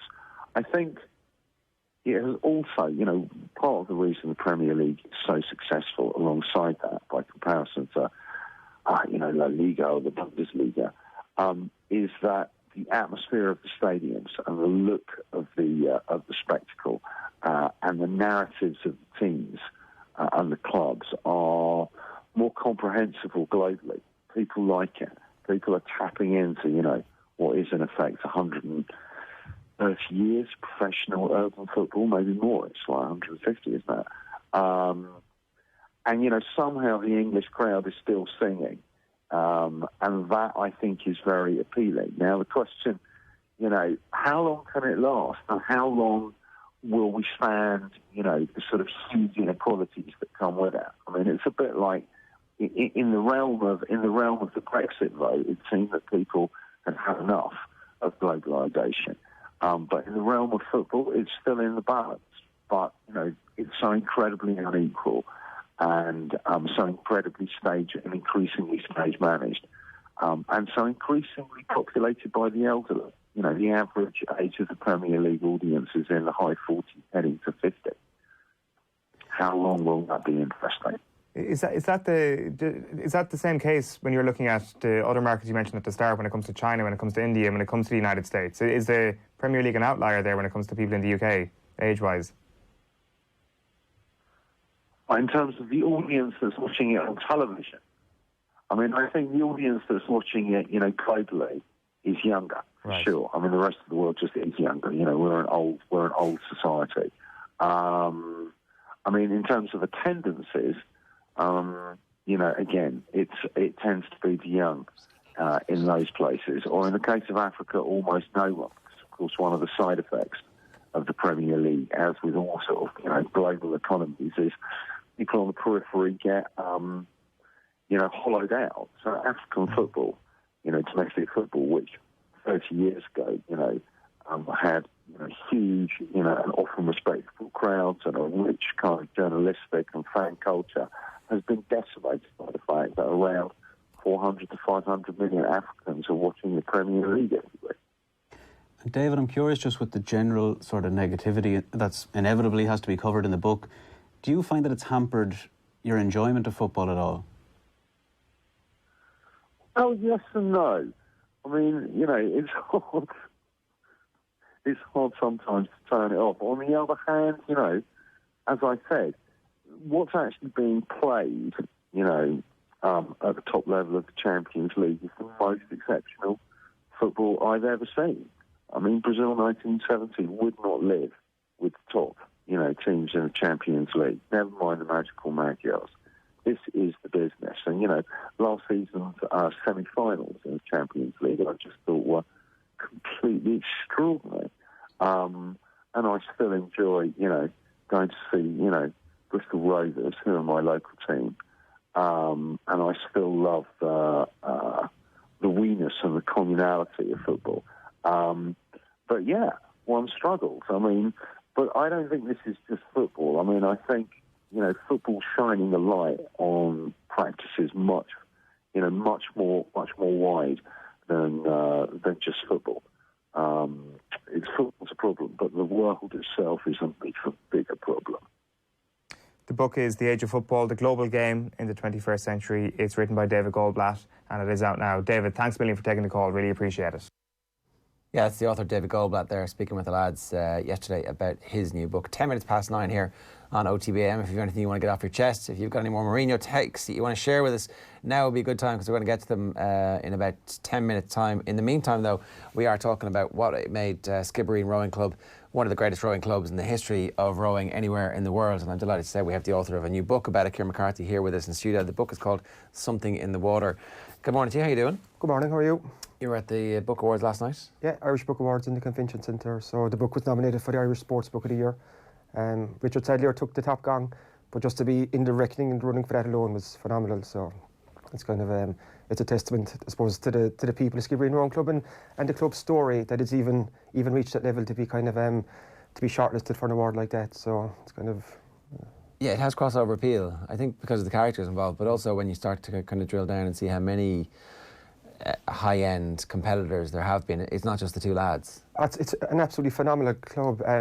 People probably don't realise, even before Gary and Paul, I think the public consciousness, people kind of took notice of the Skibbereen Rowing Club back in 2016 when Gary and Paul O'Donovan went to the Olympics and won Ireland's first ever Olympic rowing medal. But even before that, the club had 3 Olympians in the noughties. They had Timmy Harnedy, they had Richard Coakley, and they had Eugene Coakley. And go back to the 70s, Nuala Lupton was the club's first international oars person. So this club has been continually producing international class oars people year after year after year. So it's just great to get their story out there. And even go back to this year's World Senior Rowing Championships, 10 of the Irish team were from Skibbereen Rowing Club. It's incredible when you think about it like that. Ireland sent out their team there, and 10 of them were from the same rowing club. The small little pocket in rural West Cork is producing these international class athletes year after year after year. It's a conveyor belt for them. I want to play this because we did a show in 2017. We went down for a road show, and some of the OTB crew even got a chance to row around the stretches of water, which made Skibbereen such a special location for rowers. Have a look at this.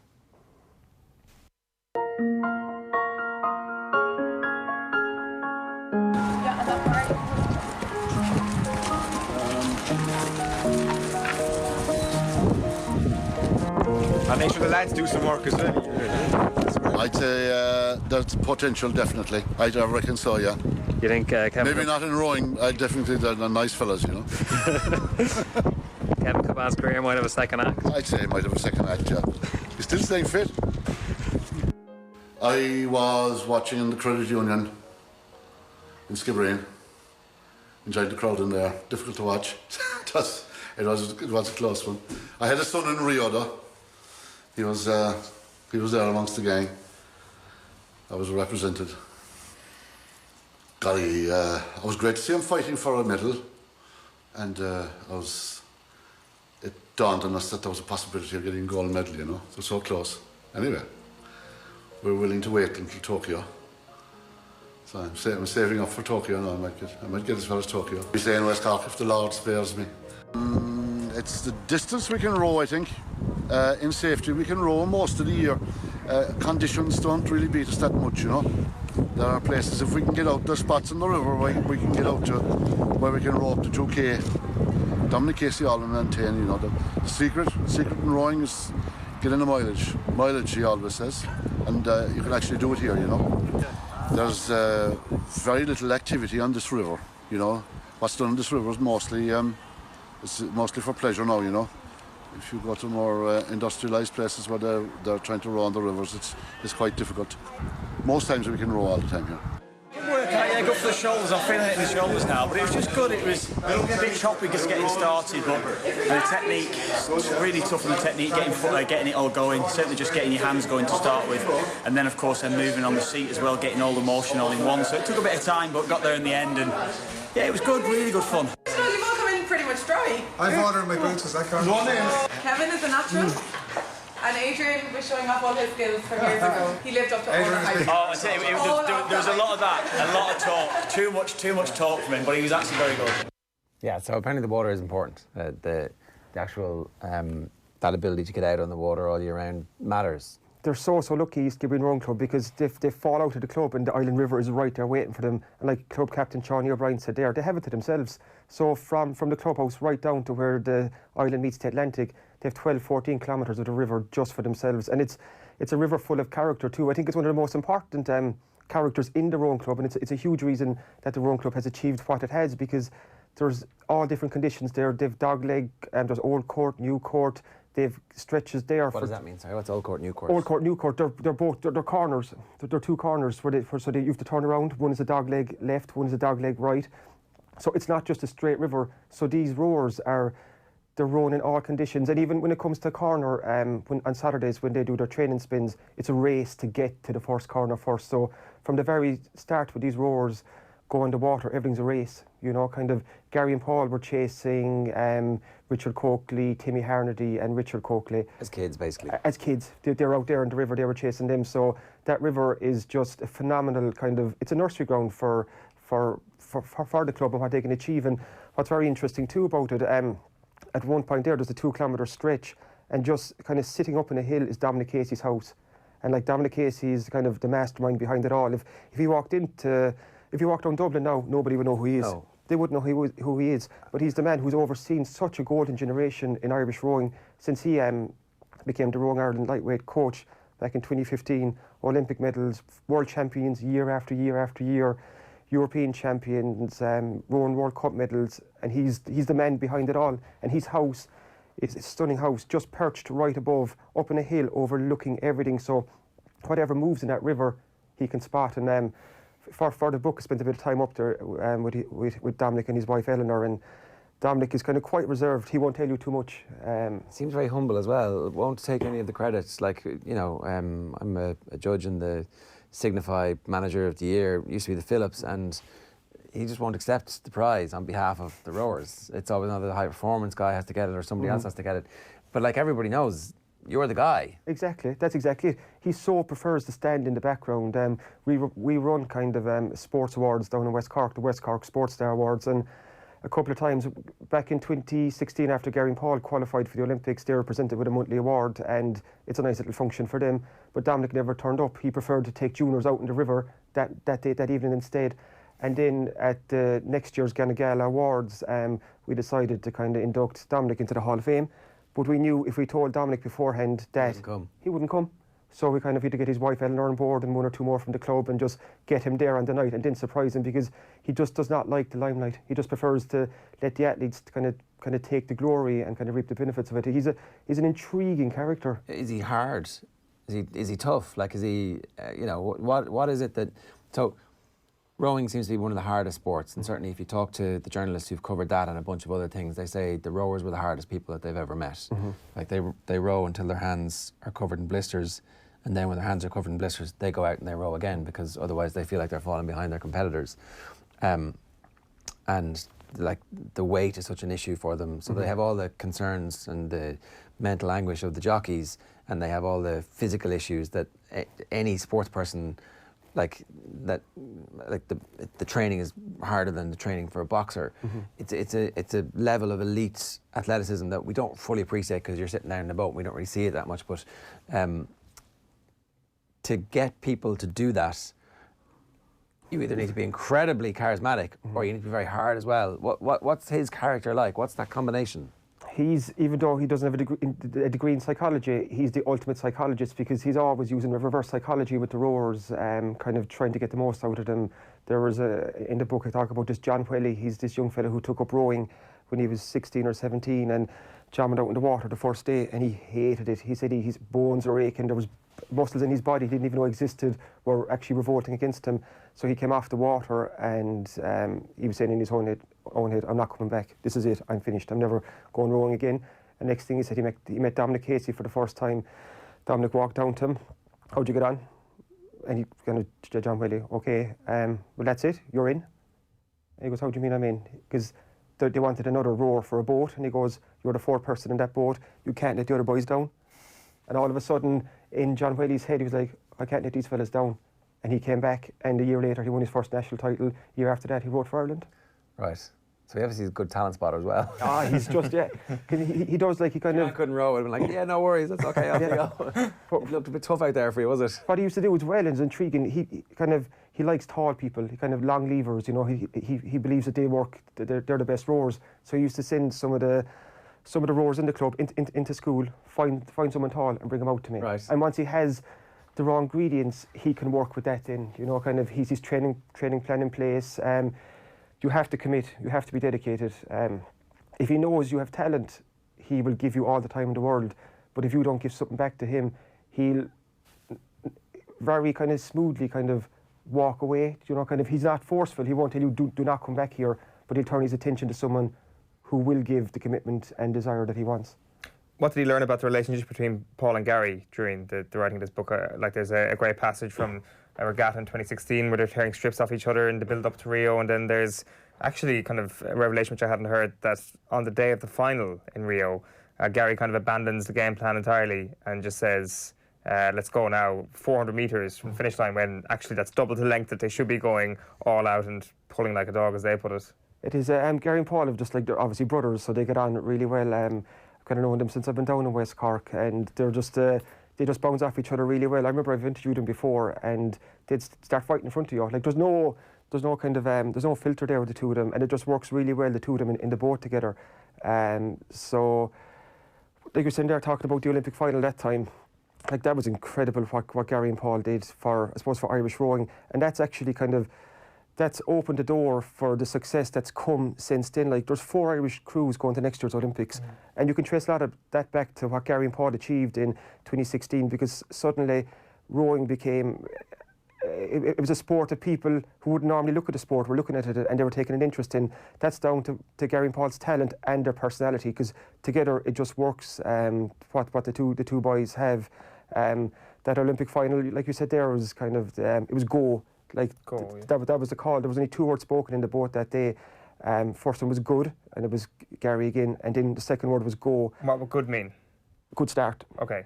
They were kind of happy. They were even though we wouldn't have seen it, the naked eye wouldn't have seen it, but they weren't happy with the first 2 or 3 strokes in that final. It was a bit wobbly, but again, that's the kind of, I suppose, the experts and that they are. But Gary called go, and that means just up everything, up the rate, up the intensity, go now, because they just felt it. You know, you could have a feeling in the boat, and just the two of them together, they work so well. But what's interesting now is Gary's not in the boat. You know, you're looking at that Irish lightweight double that is qualified for next year's Olympics, and it comes back to Skibbereen again. There's 5 Skibbereen rowers competing for 2 seats in that boat. Again, it's incredible. And it's 2 sets of brothers. You've Gary and Paul O'Donovan, you've a set of twins, Fintan and Jake McCarthy, and there's kind of a wild card after coming back in, Sheahan O'Driscoll, who is best friends with Gary and Paul, and he grew up across the field from Gary and Paul, and they're all from the same parish. So what you have is 5 skip men competing for 2 seats in a boat for next year's Olympics. So and Dominic Casey's their coach. So again, it's a boat with Skibbereen all over it again. And that boat, when it goes to the Olympics next year, will be favourites for the gold. Because for the last 2 years, the Irish lightweight double has won gold at the World Championship. So you have a real live medal prospect there. So is there a power rankings at the moment of who's most likely to be in it? Well, to be fair to the rest of them, it's Paul +1. Yeah. You know, I think we've kind of that's no secret there. Paul is a world champion the last 4 years, twice in the single and twice in the double. Like he's Ireland's greatest ever rower, and he's only 25, 26. You know, kind of. How long can he continue? Like, what's that? Well, if you're looking at the lightweight rowing, next year's Olympics is possibly, and it looks like it'll be the last year that there will be lightweight rowing in the Olympics. So unless the lads decide to step up to heavyweight, but that's easier said than done. Sheahan O'Driscoll and Mark O'Donovan tried that 2 years ago. They won. They dominated the lightweight pair, which is a different boat to Gary and Paul's. Stepped up to the heavyweight, and just didn't work out. Yeah. They finished 21st at the Worlds this year, so that's why Sheahan has come back down. So again, it shows again, Skibbereen, they're still churning out these athletes, and so it's Paul plus, you take your pick, because Fintan was in the boat that won World Gold a couple of months ago. Gary was in the boat that won World Gold a couple of years ago. At a recent trial, Sheahan was the one in the driving seat with Paul, so I don't envy Dominic Casey over the next couple of months. How do they decide?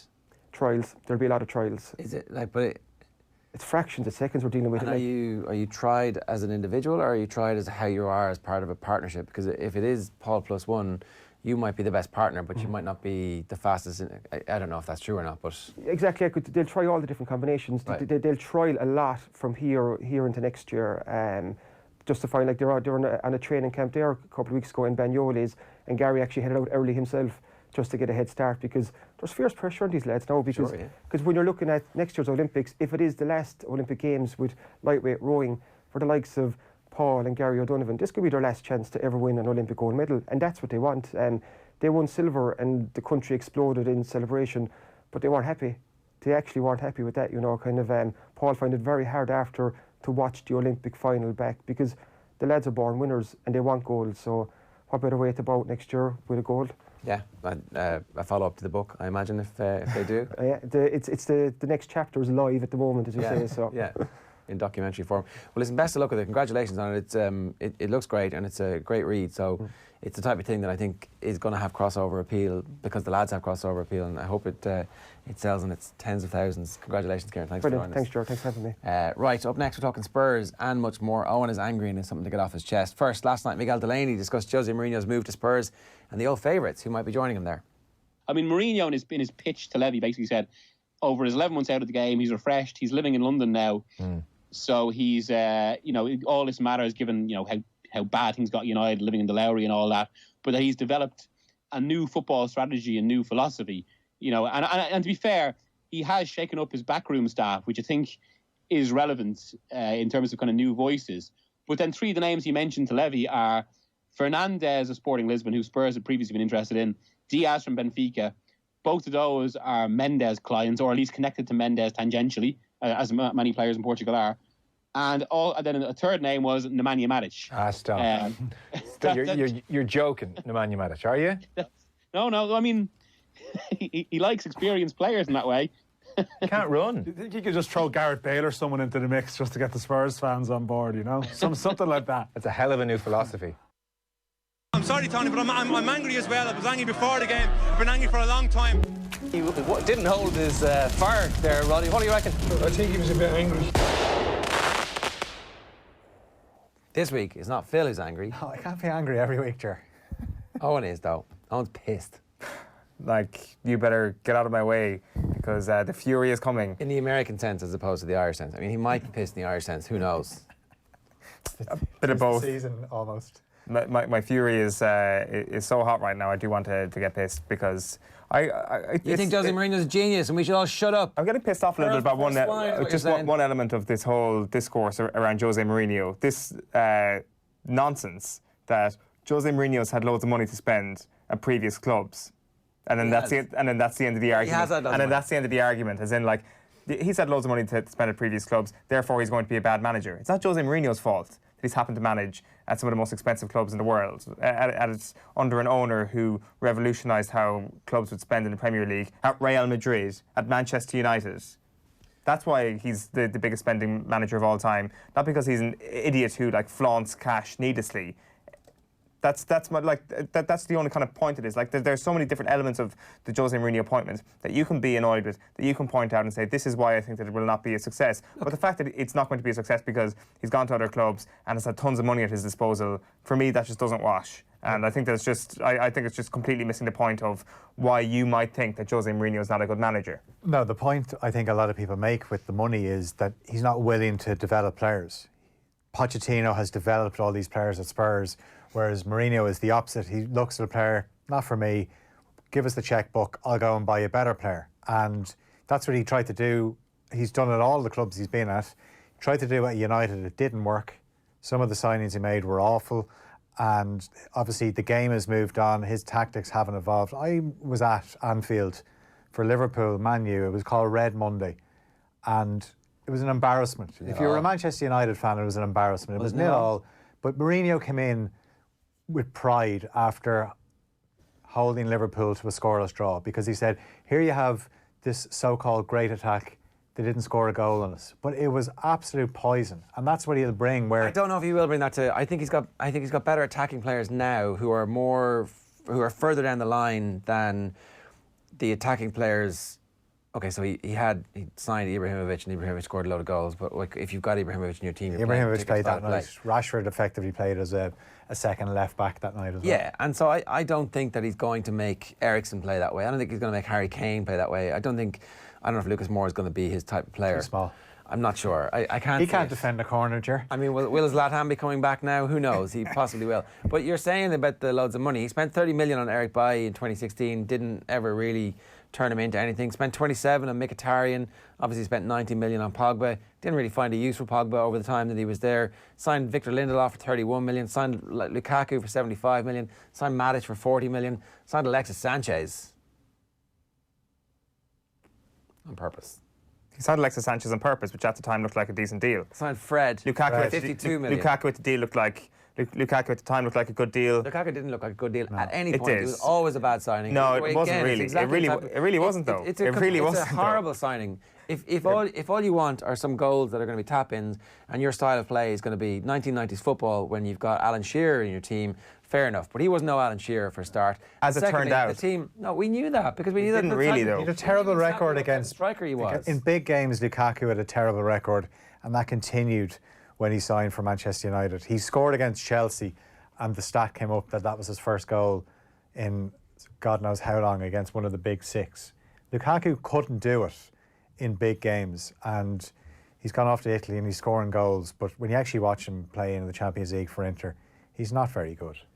My point is that Fred's a disastrous signing, and if the sum of money that they paid for Fred is a disastrous. My point is that all these figures are being thrown out there as just an extra stick to beat Jose Mourinho with, when he's only one cog in this machine that was running Manchester United into the ground in the transfer market. Yes. There was the Manchester United tax, there was bad talent identification which came from above Jose Mourinho's head. And really, if you're saying that, he needs money to succeed, well actually, he needed money to run Manchester United into the ground. So this lack of money that he may potentially have under Daniel Levy could be a good thing. Could potentially be a good thing. No, because then he'll get annoyed with Levy. What he'll do is he's come in and said, this is such a talented squad, it's great. So he lip service.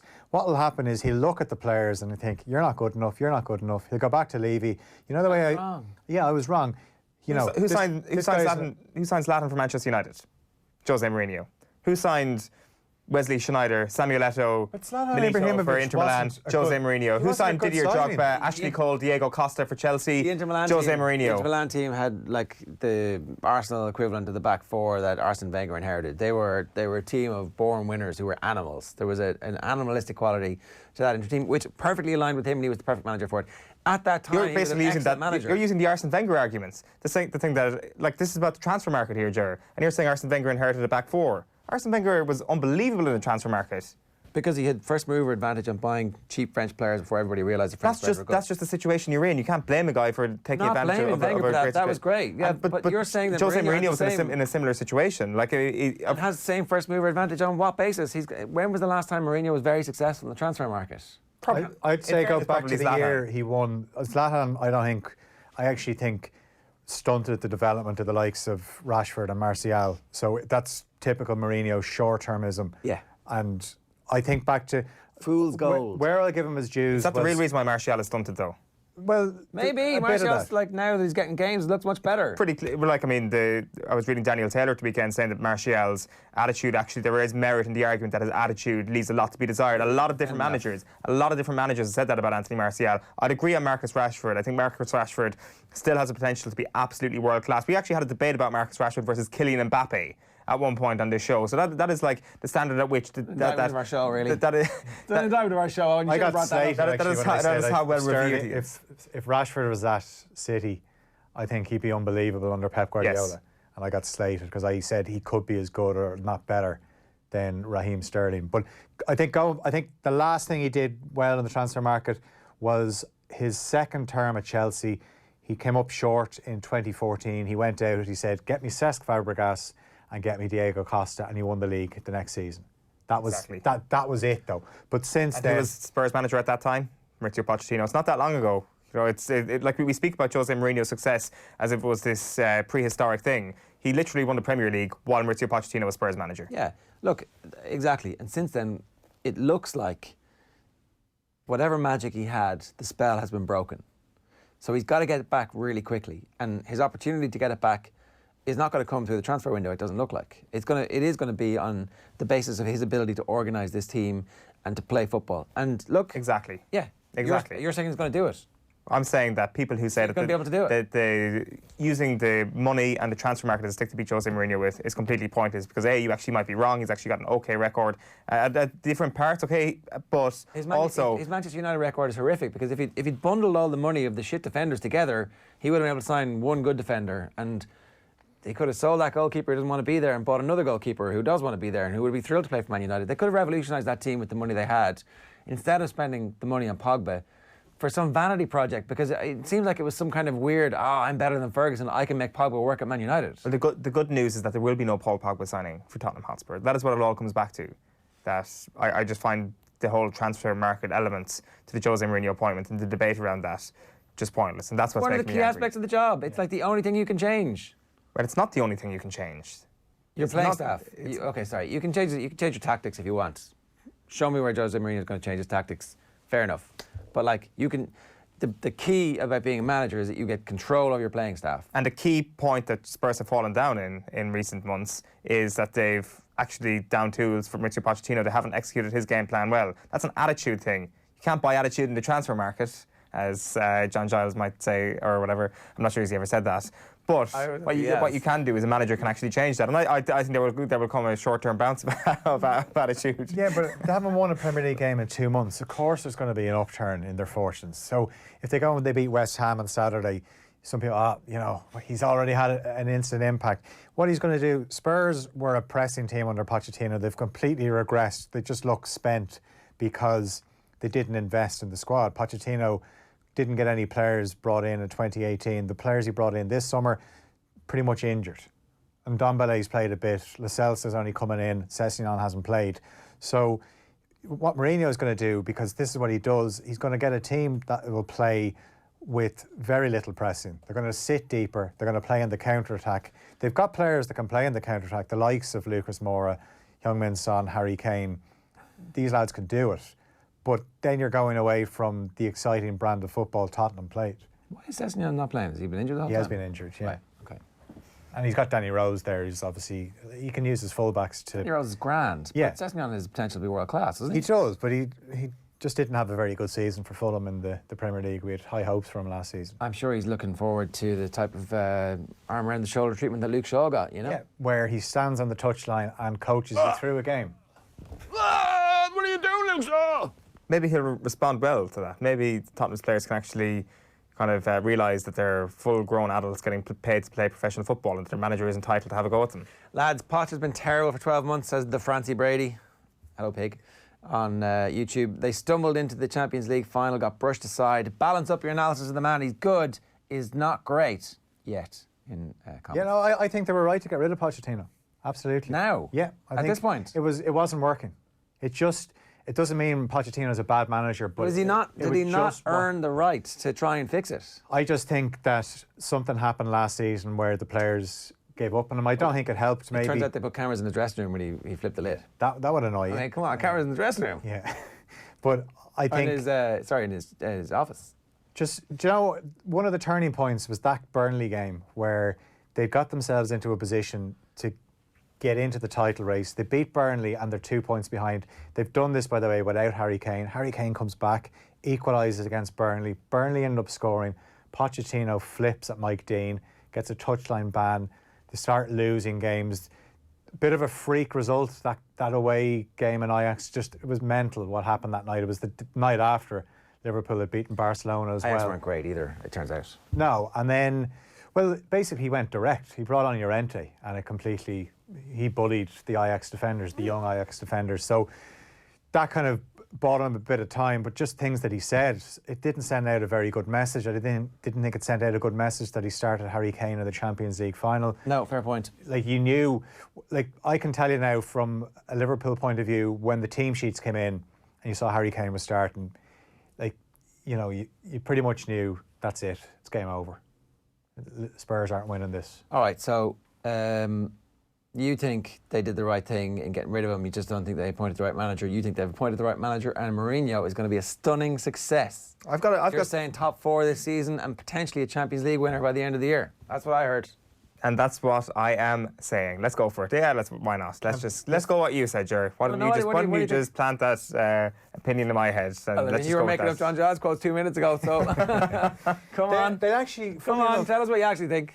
They will have a good chance in the Champions League. I actually think that it will result in an upturn of fortunes. Of course, it is going to end in disaster. They're 3 points off 5th. Of course, they're going to finish really high up the table. So tell me what you actually think is going to be upturn of fortunes. Get off the fence. They're going to qualify for the Champions League next season.